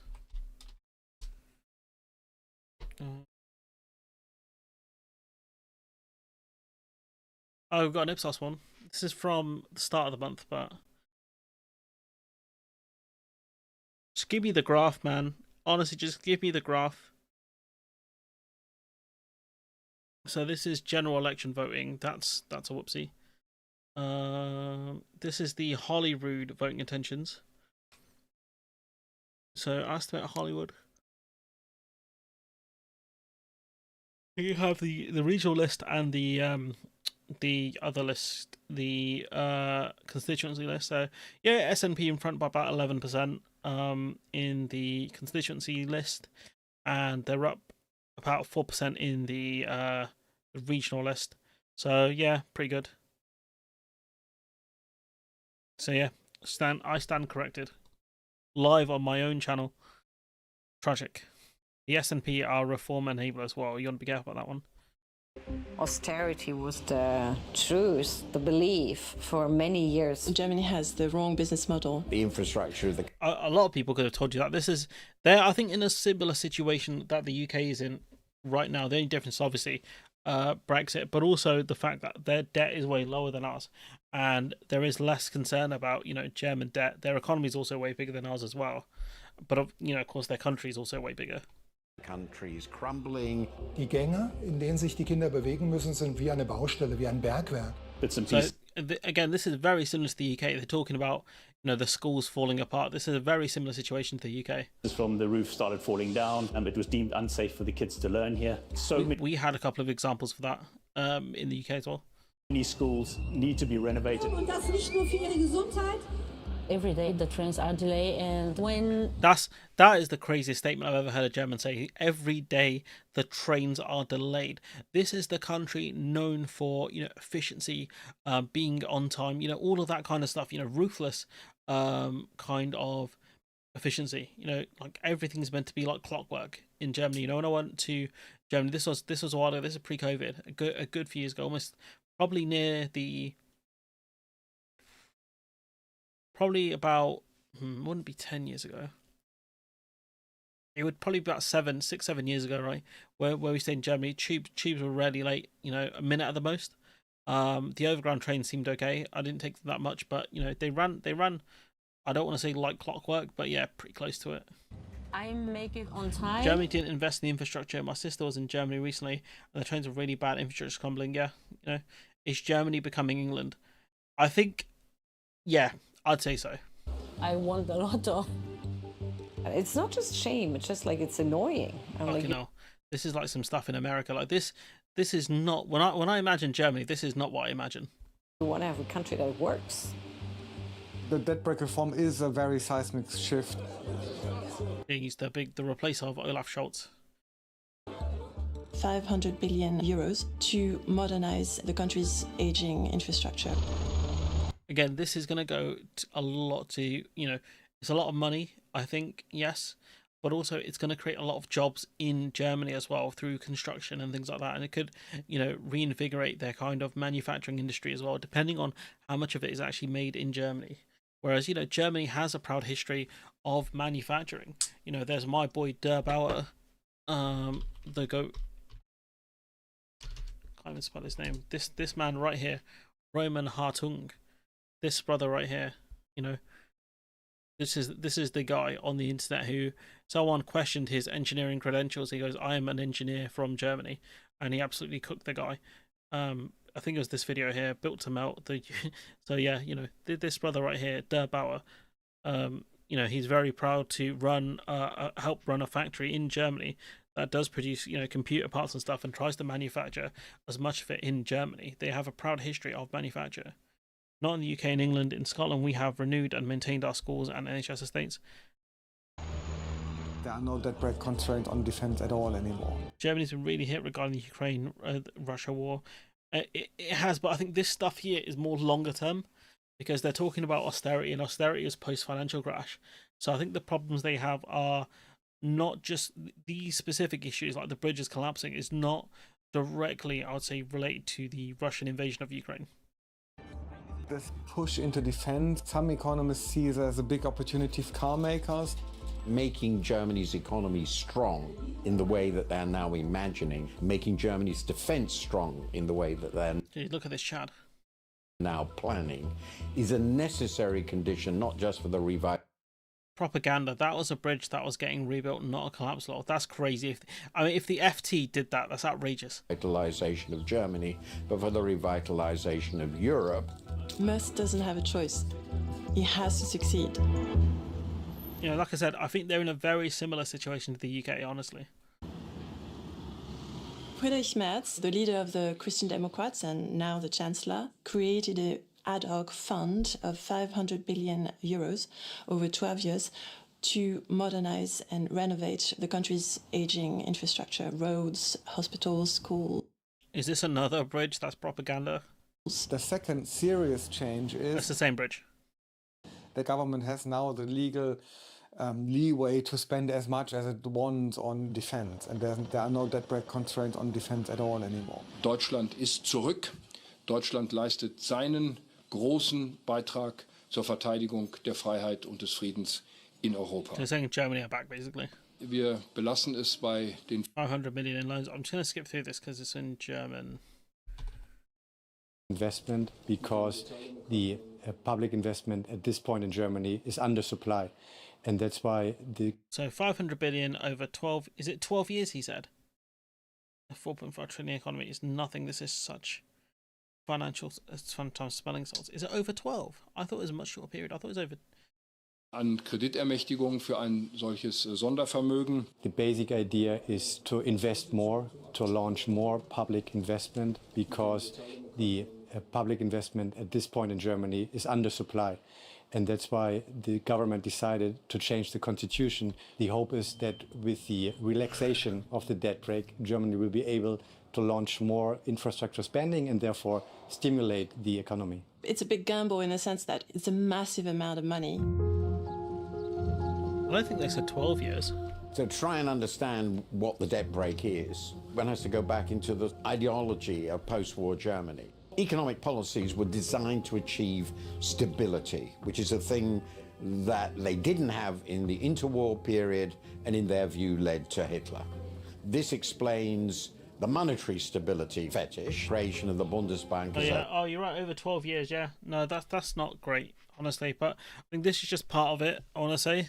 independent central bank, but they also are very concerned that bad fiscal policy, excessive debts and deficits will also destabilize the economy and possibly lead to inflation. It was, the thing is, like, the thing that toppled Germany's economy in the 30s wasn't necessarily down to deficits and things like that.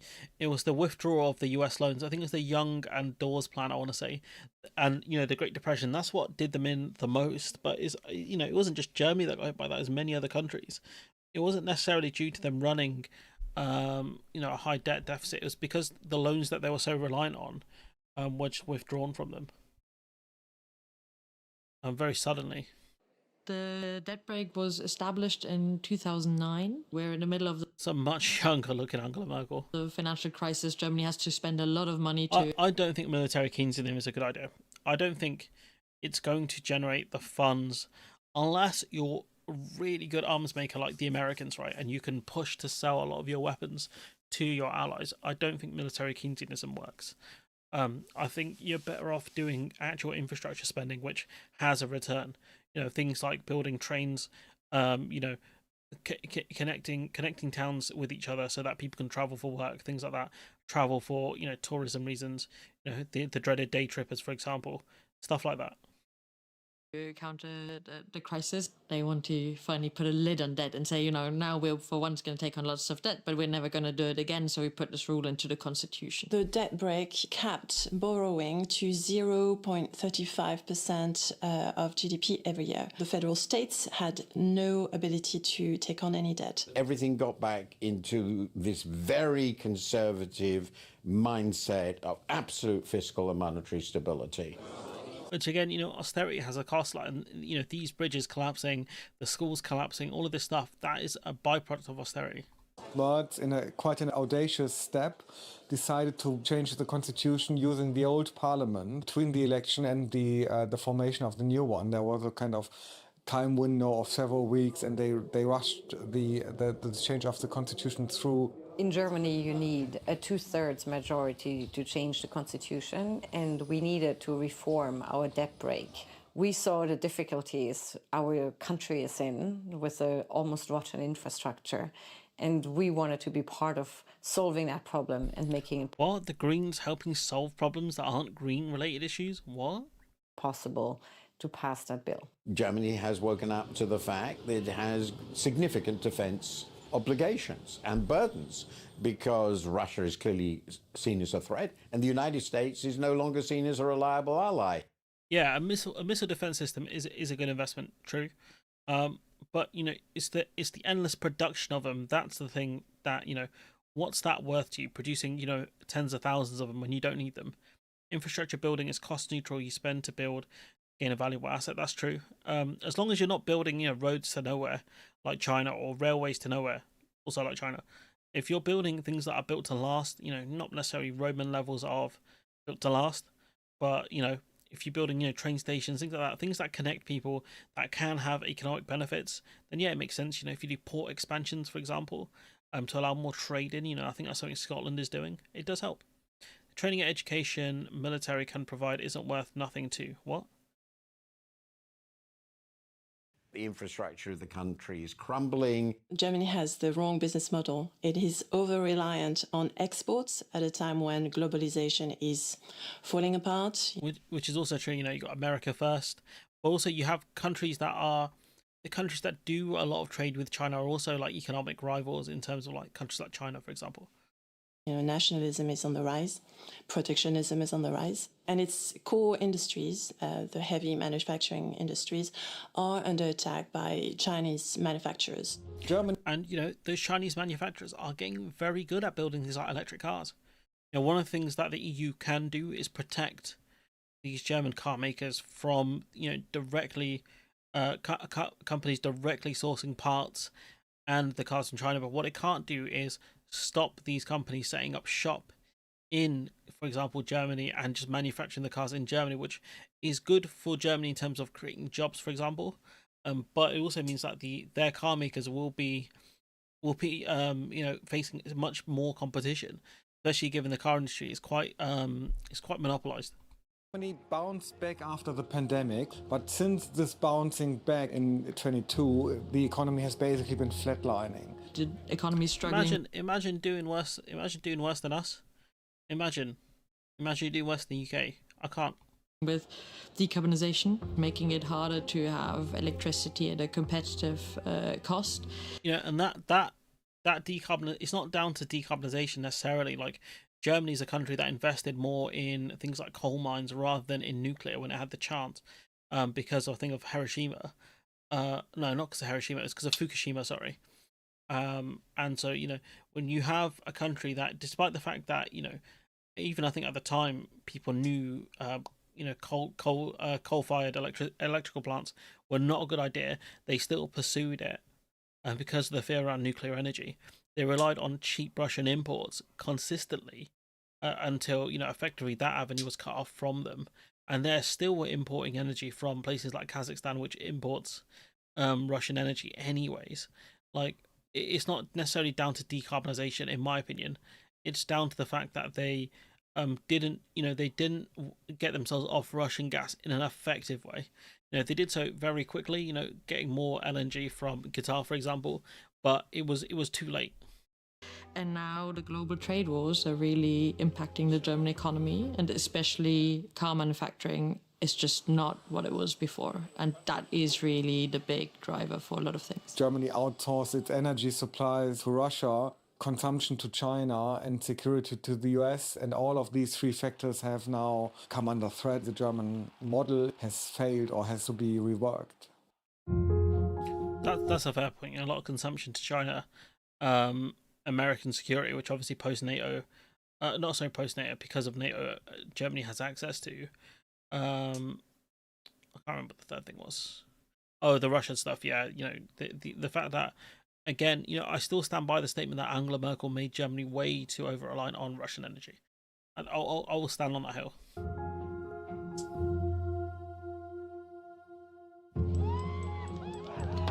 After the fall of the Berlin Wall, German defense policy crazy. Somewhere in my house, I own a piece of the Berlin Wall. I own two pieces of the Berlin Wall. Completely changed focus. For many years, the political idea was, oh, we don't need a force that is able to defend our territory. We only need a force which kind of does overseas operations like in Afghanistan. Conscription was abolished. The army was really shrunken quite significantly.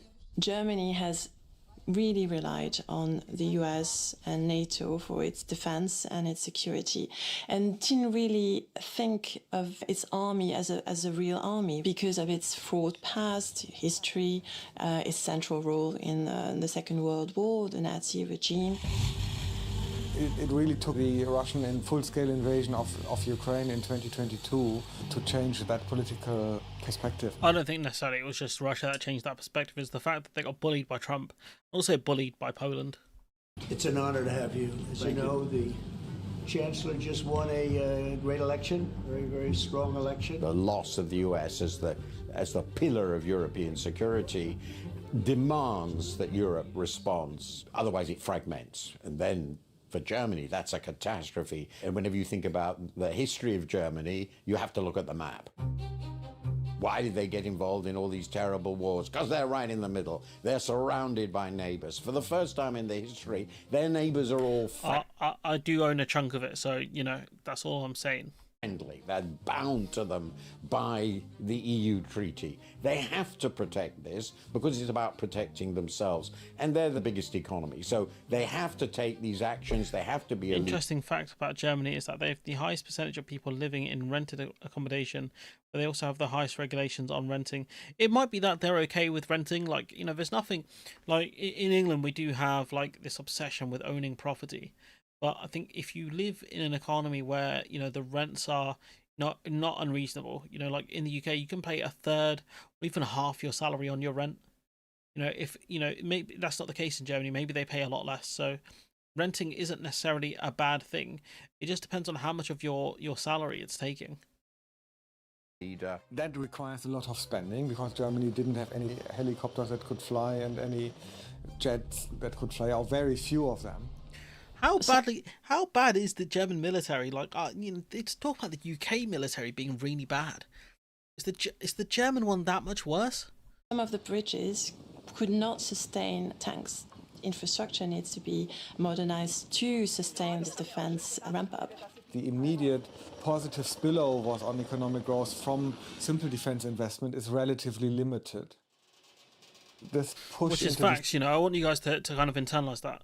Simple defense investment is relatively limited. Yeah, military Keynesianism doesn't work. This push into defense, some economists see it as a big opportunity for car makers, which are facing this structural shift. Lots of suppliers for the car industry can actually also work for the defense industry. Will it be enough to bring about the economic miracle? I'm not convinced. Defense. I don't think they necessarily need an economic miracle. I think they just need it to start growing in the right direction. Spending is not always investment, and it goes often into consumption or into salaries. So also dividends. It could also go into dividends as well. There's a balance to be struck between investment purposes of defense that stimulates the economy and the running of the army. If defense spending doesn't occur, Germany will remain weak. The Americans will look at this and they will say, you're not committing anything to NATO. We're going to really wash our hands of you and of all your allies. And that means of NATO, and that will be terrible for Germany. The Russians will look at them and say, Europe is weak. It's not prepared to defend itself. It's not prepared to build up its economy. We can poke more and more here. Potentially, this could even lead to a situation in which the EU starts breaking up, because countries will start saying, well, actually, it would make better sense for us to do a deal with Russia. They have to find a way. I don't think that will lead to the EU breaking up, because I can't imagine, the key countries against Russia are the Baltic countries and Poland. But the thing is, the Baltic countries and Poland are also quite reliant on the EU. So I can't imagine you would see a situation where the EU would break up even over Russia. I think they will push Germany to be on the right side of history on this one. Of building up the defence capacity of the country. So they have to spend money. There's no alternative. The Merkel years of government were years of underinvestment in our infrastructure. That has led to our substance of our country deteriorating year by year. Germany's train system is very dysfunctional. Trains do not run on time most of the time. And it's really due to I still find this hard to believe, guys. Honestly, I'm struggling. Lack of investment. Also lack of personnel. Demand for trains and for train travel has risen due to climate change considerations and people deliberately not wanting to use domestic flights. If it's so unreliable, people go back to driving or using the plane. So people Which is true. Again, the amount of problems they have is so similar to the UK in so many ways. I had, on a day when I went to watch Superman, I went to London, right? There were 3 train cancellations in the space of about 2 hours. So you had everyone packed on a train, right? And it was very unreliable. Certain people couldn't even make it onto the train. That's how packed it was, right? And so, and that's because of a lack of investment. And the UK has similar problems. I don't know which country's problems are worse, but you can see the similarity in the lack of investment. The EU will have to make a deal with Russia at some stage. No matter how the war goes, Russia isn't going anywhere. You could always redraw the borders and just get rid of them, if you really wanted to. Are very frustrated about that, obviously. My name is Laura, and I'm working in Frankfurt.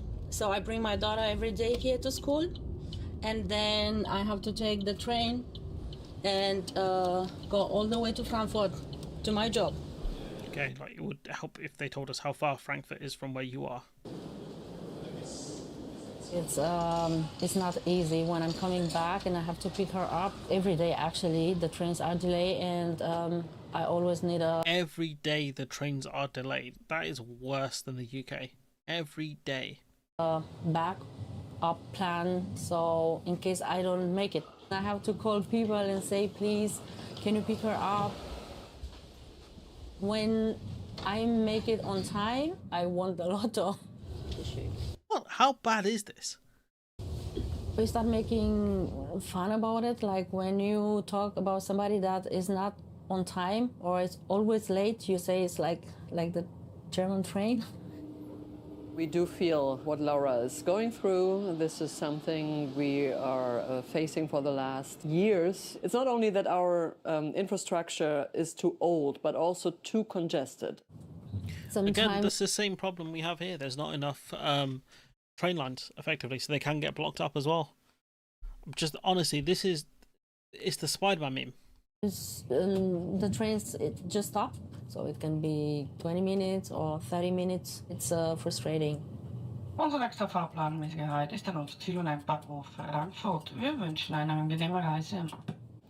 So the good news for Laura is that we have been able to stop the aging process of our infrastructure that caused so much problems with the delay, with punctuality of our trains. We invested a record number of 19 billion euros last year in 2024 into the renovation of our infrastructure. If we continue doing so, it will be better. It won't be better overnight, but it will be better in a couple of years. So now it's like 2:35 and I have to leave work a little bit earlier because I just saw in the app that the train that I would like to take at 3:19, it's cancelled. I will be later than... To see this as a daily occurrence is, wow, cancellation, not even a delay, a cancellation. That was in East Germany. That doesn't surprise me, but Frankfurt's a major place. That's their financial capital. There shouldn't be this problem. Well, it makes sense. They have problems going into Frankfurt. There'd be a lot of trains going, but you would think that this is one area they'd want to look at properly because this is a major hub for them. I should be at home and pick up my daughter from school. It's every day the same thing. This lacking infrastructure goes against the German identity of efficiency, of punctuality. Yeah. Look, if a train goes from Germany to Switzerland, the Swiss train system, they usually stop the German train at the border because the German train arrives late. And they don't let the German trains in anymore, spoiling the Swiss punctuality. So this tells a lot about the problem. Yeah, so I watched even the Swiss, wow. Like, what do you even say to this, guys, honestly? Wow. We have 1/3 of trains that is delayed in the long distance network. It means that still 2/3 are punctual, yeah, which is not that. It's not that bad. 1/3 of your trains are delayed, and you're taking this as a win, my guy. 33%. If they told you you're going to go into surgery with a 33% chance you're going to die, are you going to go through that surgery? That is not good. That is not good odds. Bad, but clearly not sufficient and not what the public expects from the railways. The public would expect 90% efficiency, 90% of the trains to arrive on time. 66 is poor. Quality statistics are pretty bad and have gone worse in recent years. That's despite the fact that only trains that run more than 6 minutes late are actually counted as late. And all those many trains which get cancelled don't enter these numbers at all. There is a shortage of train drivers, there is a shortage of people who are manning the signal boxes, there is a shortage of the people who have to approve construction works, and right now we have construction work that has completed, and the railway lane cannot be reopened because those scarce people are not available. And yes, I mean, it's a lack of training, investment in kind of Germany's future in things like construction workers, which this is a country that has a proud history of things like manufacturing, these kind of jobs. It shouldn't be that hard to fill train driver roles. Even in the UK, they don't have that many problems filling up train driver roles. They get paid quite well. 93%. Wow, it's a sad day when Scotland's got you beat, honestly, Germany. A sad day indeed. For years to train them, and all these management failures are now adding to the other problems that the infrastructure has. The renovation of infrastructure in Germany is not going to happen overnight. There are a lot of bureaucratic hurdles, and there's also perhaps a question of capacity. There are no, to my mind, financial or economic constraints on what they can do, but I'm sure there are constraints on their actual ability to spend this well. Germany actually couldn't do this investment program tomorrow because these industries have been so shrunken for so long. Money is not... And this is what austerity does. It doesn't just kill off the investment, it kills off the people, the staff that would do these jobs. It kills any incentive for these people to go into these industries. I think. So there are loads of problems, including labour shortage. There are not that many construction companies that could be mobilised, and so prices could go up. It will. The thing is, when there's scarcity in the market, prices will go up. If suddenly all of these construction workers and all these people who do the sign-offs are in demand, you're going to get a lot more high. It's going to get a lot higher. Yeah, the Socialist Workers' Party, the SWP. That's what I'm saying. Did everyone move into high-density city housing projects? What, in Germany? I don't think so. Schools, very basic infrastructure, very needed, are crumbling. Mein Name ist Uwe Gehrmann, ich bin Schulleiter der IGS Süd hier in Frankfurt. Die Gänge, in denen sich die Kinder bewegen müssen, sind wie eine Baustelle, wie ein Bergwerk. Die Eltern, die bei uns sind, die wirklich... So I'm just going to mute because he's talking in German, but I'm just talking over what he's saying. So he's very afraid of the stability of the building and the children's health, like we kind of discussed previously in with the UK schools, you know, the fact that they're collapsing. And he's saying they had this problem for about 10 years, so this predates the Russian invasion of Ukraine. This is much closer to austerity. You're talking 2015. Is this a legacy of Merkel? 100%, absolutely is. Merkel is the one who pushed austerity, not just on Germany, but also onto, you know, countries like Greece as well, onto Ireland, onto, I think, Portugal as well. This is 100% her legacy. So talking about this problem for about 10 years, you know, this is definitely from austerity. They're putting up these support pillars and things like that. This is the stuff you'll see in the UK. Guys, like stuff like this. These kind of beams and things. Nothing was done until it got so dramatic that bits and pieces started falling down. You know, this is what we discussed earlier. Just in Frankfurt, the situation is there are about 60 schools that are falling apart. Is this guy speaking German English? I think it's probably German. You need work, and then the situation, obviously goes into the rest of Germany. Like, look at the state of this. This isn't them building like an extension or anything like that. This is what the you know, they put up wooden frames because that's how bad their ceilings are. Frau Österreich, ich bin Schulleiterin am Alexander von Humboldt Gymnasium in... Again, she's speaking German, so I'll just speak over it a little bit, just because it's easier. We have special problems with the spaces with room sizes, so probably too small. Another big problem is we have no thermal insulation, neither on the windows or the roof. So, you know, German winter, much worse than the English one. So it's going to be a nightmare. Even in the summer as well, it's going to get very hot in these rooms. There's no insulation.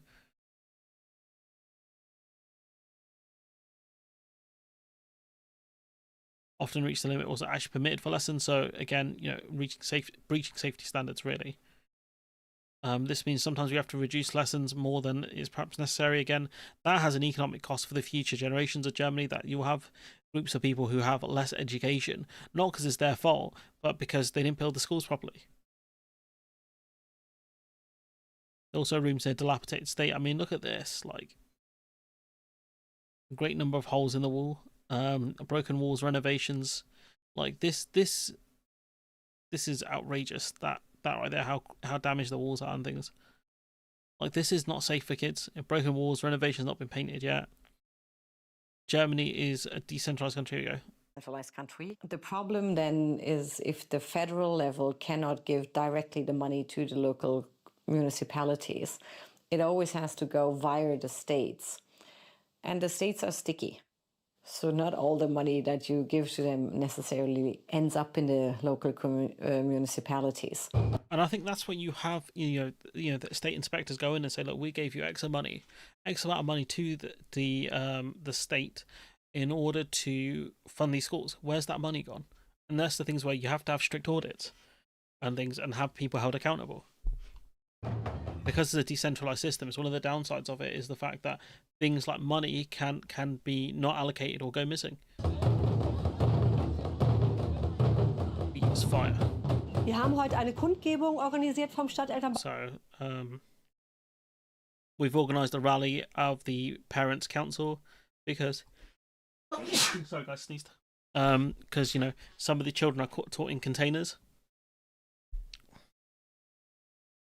All the time, we have never experienced a real school building. So again, the containers are sometimes shabby, 15 years old. So again, you know, 15 years older, again, it goes back to the financial crash. That's what we're seeing here, the financial crash of, you know, these kind of budget cuts, really, really crazy budget cuts. The only difference is Germany, you know, didn't accrue the debt that the UK accrued over that time.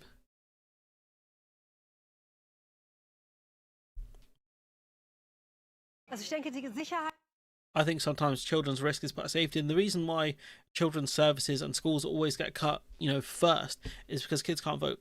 That's why. It's one of the reasons I'm in favour of 16-year-olds having the vote, because their schools, their colleges, are never taken into account by the political class, and this is the way they can get it done. They'll get a shot at voting, for things like cheaper university fees, for example, or better colleges potentially, depending on when the election is relative to their birthday. This is the consequence of a 2008 financial crash. I was handed by Merkel and Cameron. Yep, exactly. Schools, turns out, oh no, that's awful. This might be the worst bit of this whole video, because we have schools where it turns out there's asbestos in the walls. Now, asbestos is a thing that once it is disturbed, people can get cancer. So, for them to have asbestos and to not have dealt with it is criminal negligence, guys. Absolutely criminal. But the issue is the containers, because I would say the big issue is the asbestos, to be honest, but that's just me. Because when it's really hot outside, we have about 40 C in these containers. 40 degrees C, I think legally in the UK, like if it hits that temperature, you don't have to work. 40 degrees C for kids is just, wow. East Berlin was Russian controlled in the context, Jerry built apartment blocks, built by, I don't even know what that means. Oh, right, the Soviet flats. I mean, to her, they were built a long time ago, those flats. Still in Germany, okay. General is, like Frankfurt and Germany in general is rich and is a good, well-situated country. How can we save money on the back of children? Which again, that's another question which countries like Germany and the UK have to answer, which is why have you made it so that all the savings are on the backs of the next generation of people who are meant to inherit the country? The German Ministry of Finance is going to look at how other ministries are going to fund and use this money, and will make sure that it's not used for consumptive purposes. Will make sure that it goes along with structural reforms. Likewise, for the money that goes to the municipalities and to the Bundesländer, the regions, they come with conditionality attached. Yeah, it should come with attachments to say, like, if you're not if you're not spending this money on these schools, you will face, directly, people will be facing fines. Like, it won't be that the state is fined, that federal state is fined. It will be individuals will be fined, and it will be audited aggressively. Felix Parklepper, ich bin Hauptgeschäftsführer beim Zentralverband des Let's speak in German again. So he represents 35,000 medium-sized companies. For far too long, planning and approval procedures. Example, if you build a house for a family, a single-family house, we need today, from the beginning of planning, almost 2 years. For road construction, 10 to 12 years. That's way too long for planning, For railways, 18 years. This means if we now say we have this special fund of 500 billion, that must quickly have a positive economic effect. Then the planning procedures have to be shortened. I agree with that. I think 2 years for a house, 12 years for a road, and however long it's for a train line is just, that's why nothing's ever going to get done in Germany. They have to shorten these planning laws within a year or less, honestly. Because that money is going to get killed by inflation. A lot of the roads and bridges were built in the 60s and 70s and now showing cracks, and they're becoming very old. One example is this bridge near Dresden. The bridge literally collapsed. It's still not renovated. I might have been around here, not this train. I went to Dresden not long ago. It collapsed in 2024. It was a very big shock to the system. It's also quite humiliating. And, imagine there were people, trains coming across this bridge, you'd be lucky to survive that. The perception of Germany outside Germany is that it's this great engineering country. That's what I thought too. Clearly I was deceived. Wir haben 13,000 Kilometer. So back to German. We have 13,000 kilometers of highway in Germany. They are the biggest need for renovation. The main problem is the bridges.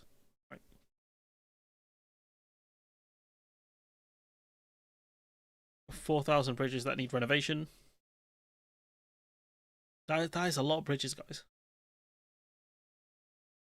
Many of them have been closed. Many of them will have to be closed if they're not repaired soon. So obviously that's going to have a knock-on effect economically. Some guy casually walking across. If it doesn't have a quick economic effect, it gives the AFD a path to power.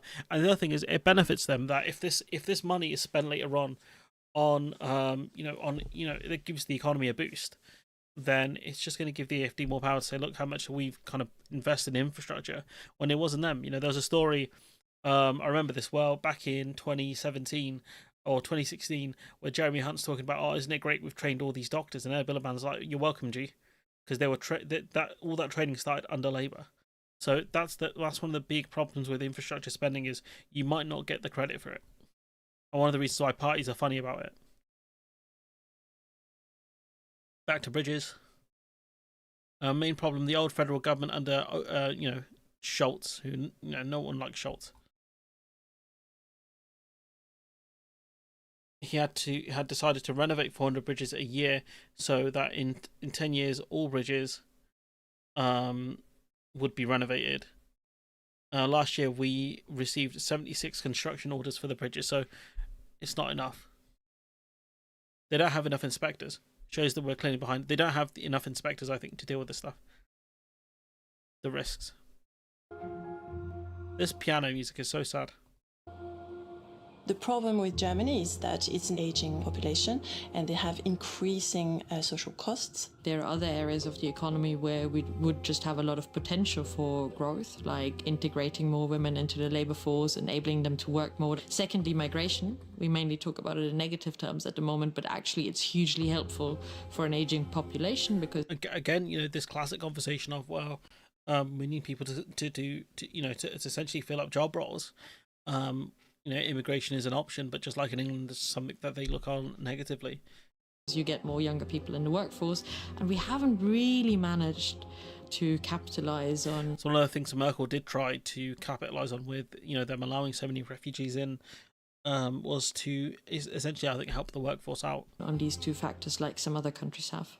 Wir müssen deutlich attraktiver werden für Ausländer. We've become much more attractive for foreign experts. Let's have a listen. We are in talks, for example, with engineers from Indonesia, but also South America. We notice we are not attractive enough because they say that the working conditions are tough in Germany. The costs are too high, taxes and social contributions are too high, which, okay, that's fair enough. It would be higher than other countries. We don't find an apartment in Germany, which is a housing crisis. Germany has high labour costs. It'll always have them. High labour costs, and it will always have them, even if it's efficient, because the standard of social security that we have in this country is high. We have an old population that costs a lot of money. So you really need people to be productive. And how do you get them to be productive? By having a good education. With migration, you also have to crack the whip, which is what's happening. They're talking about tough working conditions. It can really boost the labour force. And if you don't teach people German and you don't give them the necessary qualifications, they will all end up in the benefit system. And I think that's really the big risk. There must be a risk. Which is also true. Like if you don't have a good education system, how are people supposed to progress in life? I'm not just talking about education in terms of learning language and arts degrees. I am talking about education in terms of trade schools or being a lorry driver like McGuinness, or some sort of trade, for example, something, a skill, educated in a skill, or educated in language, or something that's productive for society. Those sorts of things. That inflation will pick up.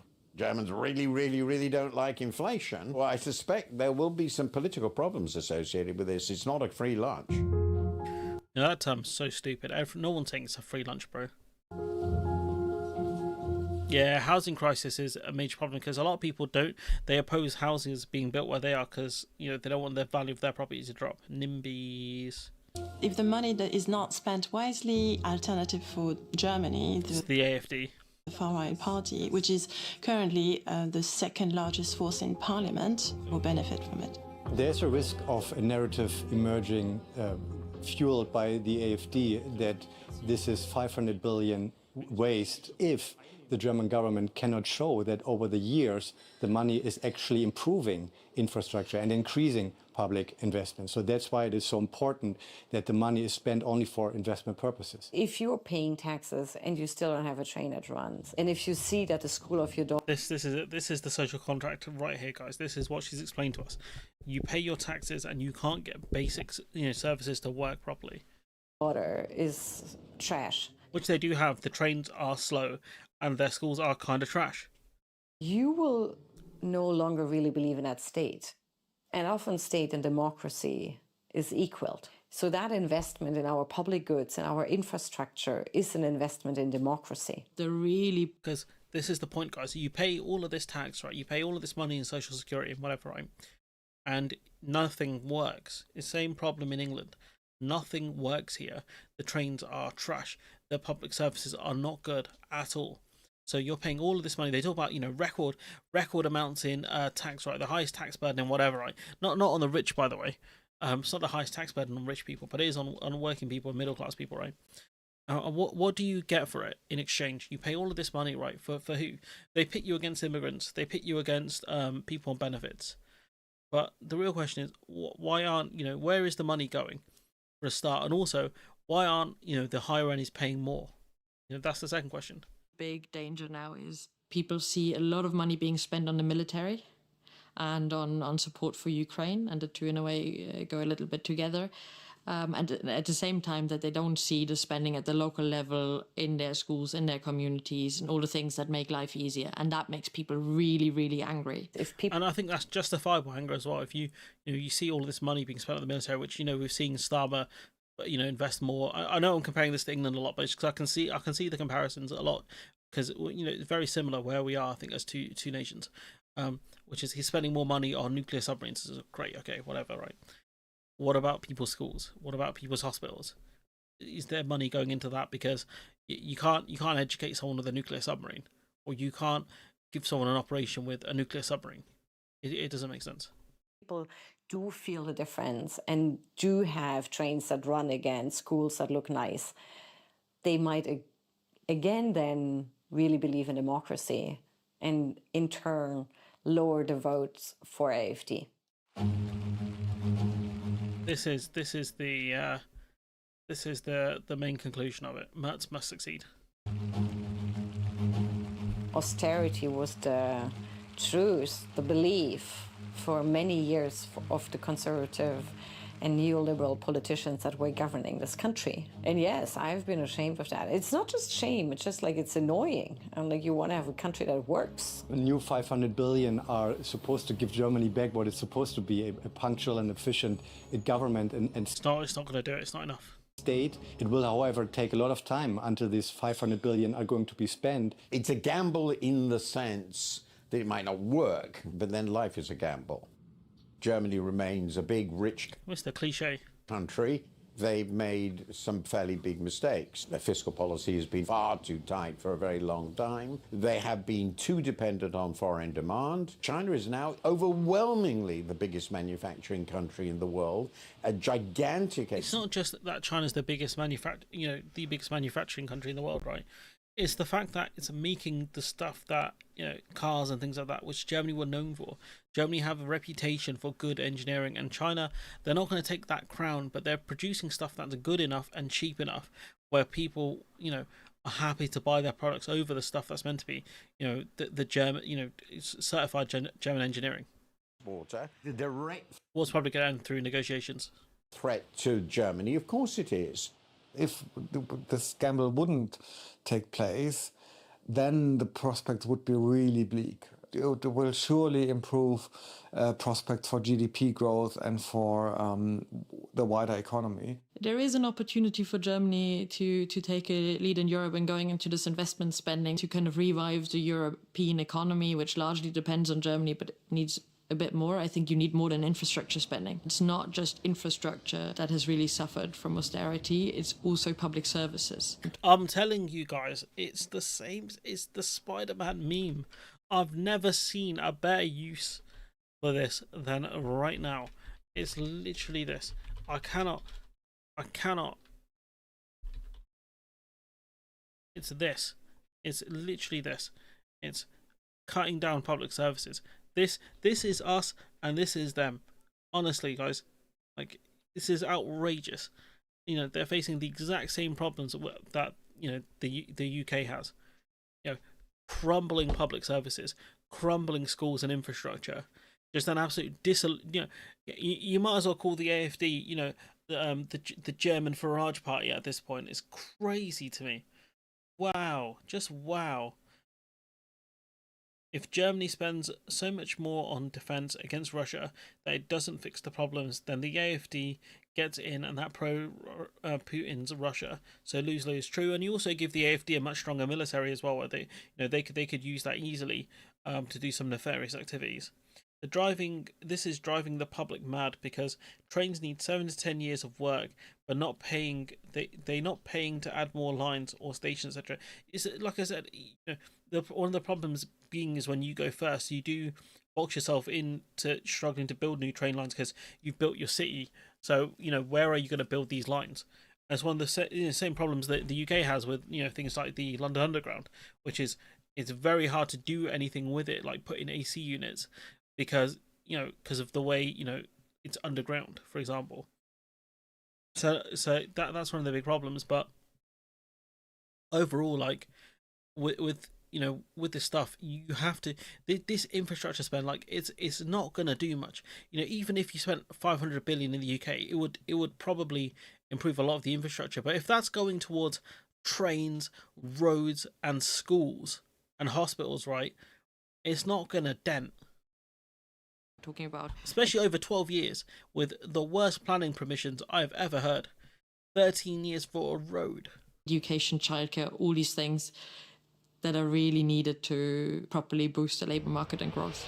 So ironically, Merz, who is, you know, a seen as a conservative in Germany, and, you know, Starmer, who is, you know, meant to be kind of left, centre left at least, right?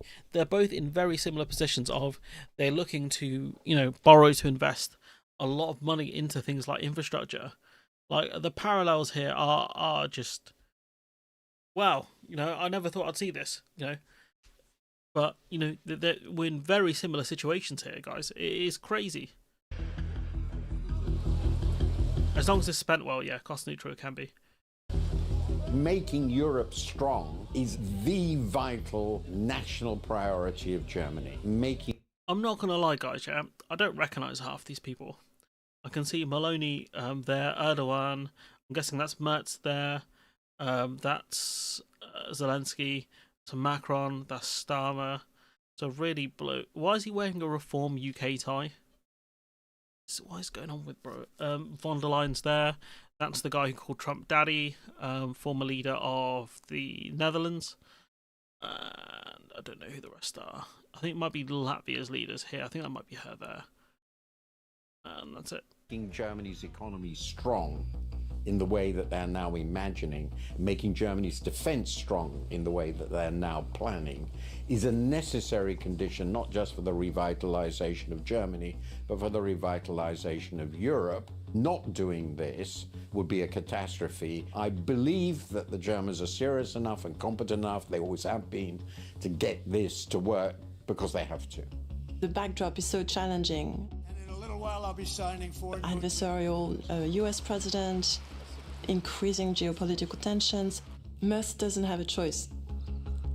He has to succeed.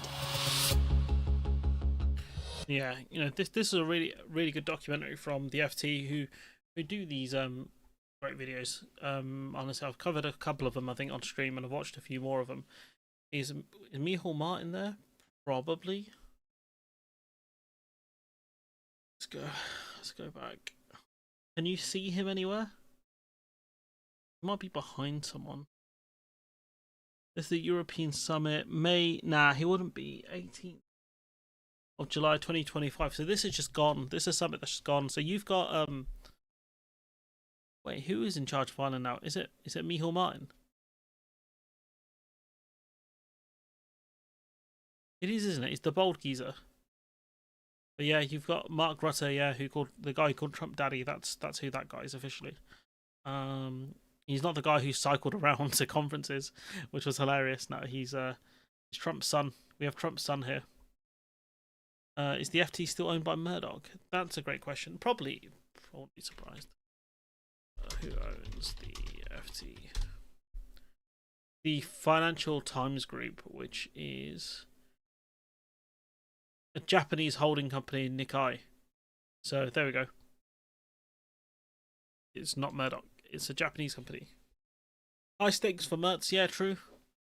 True. I think it's gonna be interesting to see if he can hold on, because it's not looking great. I'll be honest. Based, this documentary has highlighted a lot of the problems Germany has, and I don't think he's got the fix for it. It might be the case that the FT is owned by Japan. Yeah, it might be the case that it's a situation where it's not fixable, which is possible, very possible. But I don't think he's got enough money. I don't think he's got the funds, and I don't think he's got the time to really fix this. I don't think they're going to see the benefit in a few years, unless they fast track it. And the problem with fast tracking stuff is that you do leave things more open to corruption. Must be there. I can't see him. Yeah, probably. Honestly, I don't reckon I recognize half the people here. I think that's not Donald Tusk. That's Sefcovic is there. I think that's him. No, I can't see the guy. He might be blocked by someone. I mean, these geezers can't even see there's a picture going on. Too busy chatting to each other. Don't know what the hell's going on with this man's shoes as well. Outrageous. But yeah, no sign of. Yeah, I don't know if he might not have made the cut. He might not be cool enough, to hang out with the cool kids like. These two wearing, matching outfit. It's kind of funny actually that we've got the Reform colours on together. But yeah, get lost. Honestly, I hate that man so much. That man, I've never seen a guy who loves Labour so much, right? And he never wants to talk about Labour.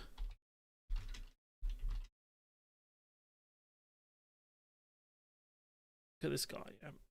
See, like. See what this bro is saying.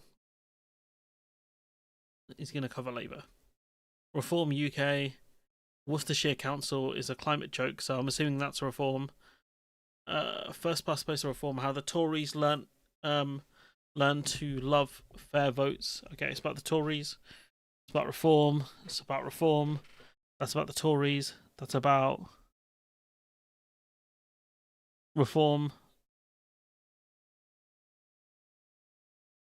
This one's about Labour, but it's about Clive Lewis, about Corbyn's party. So it's about reform. That's about Corbyn's party. That's about Kemi Badenoch. It's about the Tories. Then it's about reform. So yeah, he's reform hat man really at this point, or bowler reform man. I'd say. I don't know, bowler hat reform, or however you want to pronounce it. That guy with the white shoes looks really tall. He does actually, yeah, but I think everyone's short. The problem is when you're stood next to Macron and Zelensky, you would look like a giant. And obviously, I'm not sure who he is, and you've got Maloney, and you've got I don't know who that is either. He's the tallest kid in school, I guess.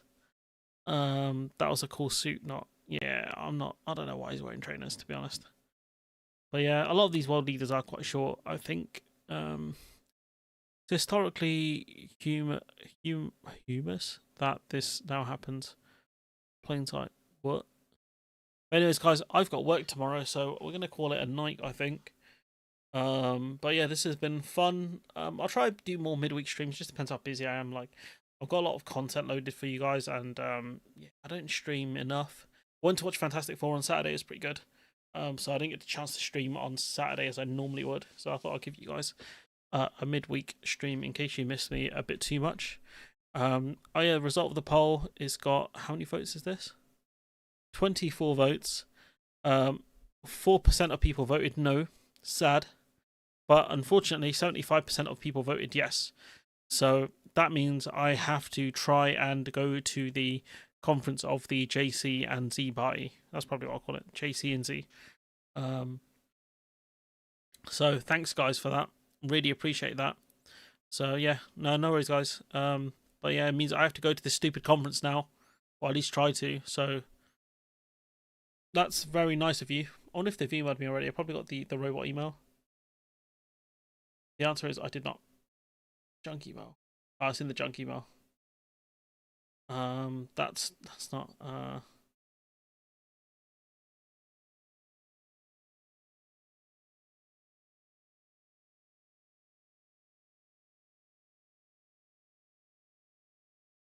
So yeah, it got sent to junk, which is not great, to be honest. But yeah, thanks for signing up to a new kind of political party. We want to work with you to build power. Please spread the word, share the link with your friends. The time is now. So yeah, it's nice. They've emailed me already. But yeah, anyways guys, I'm gonna call it a night. I'll catch you guys Saturday, maybe. Who knows? But yeah, anyways, bye bye.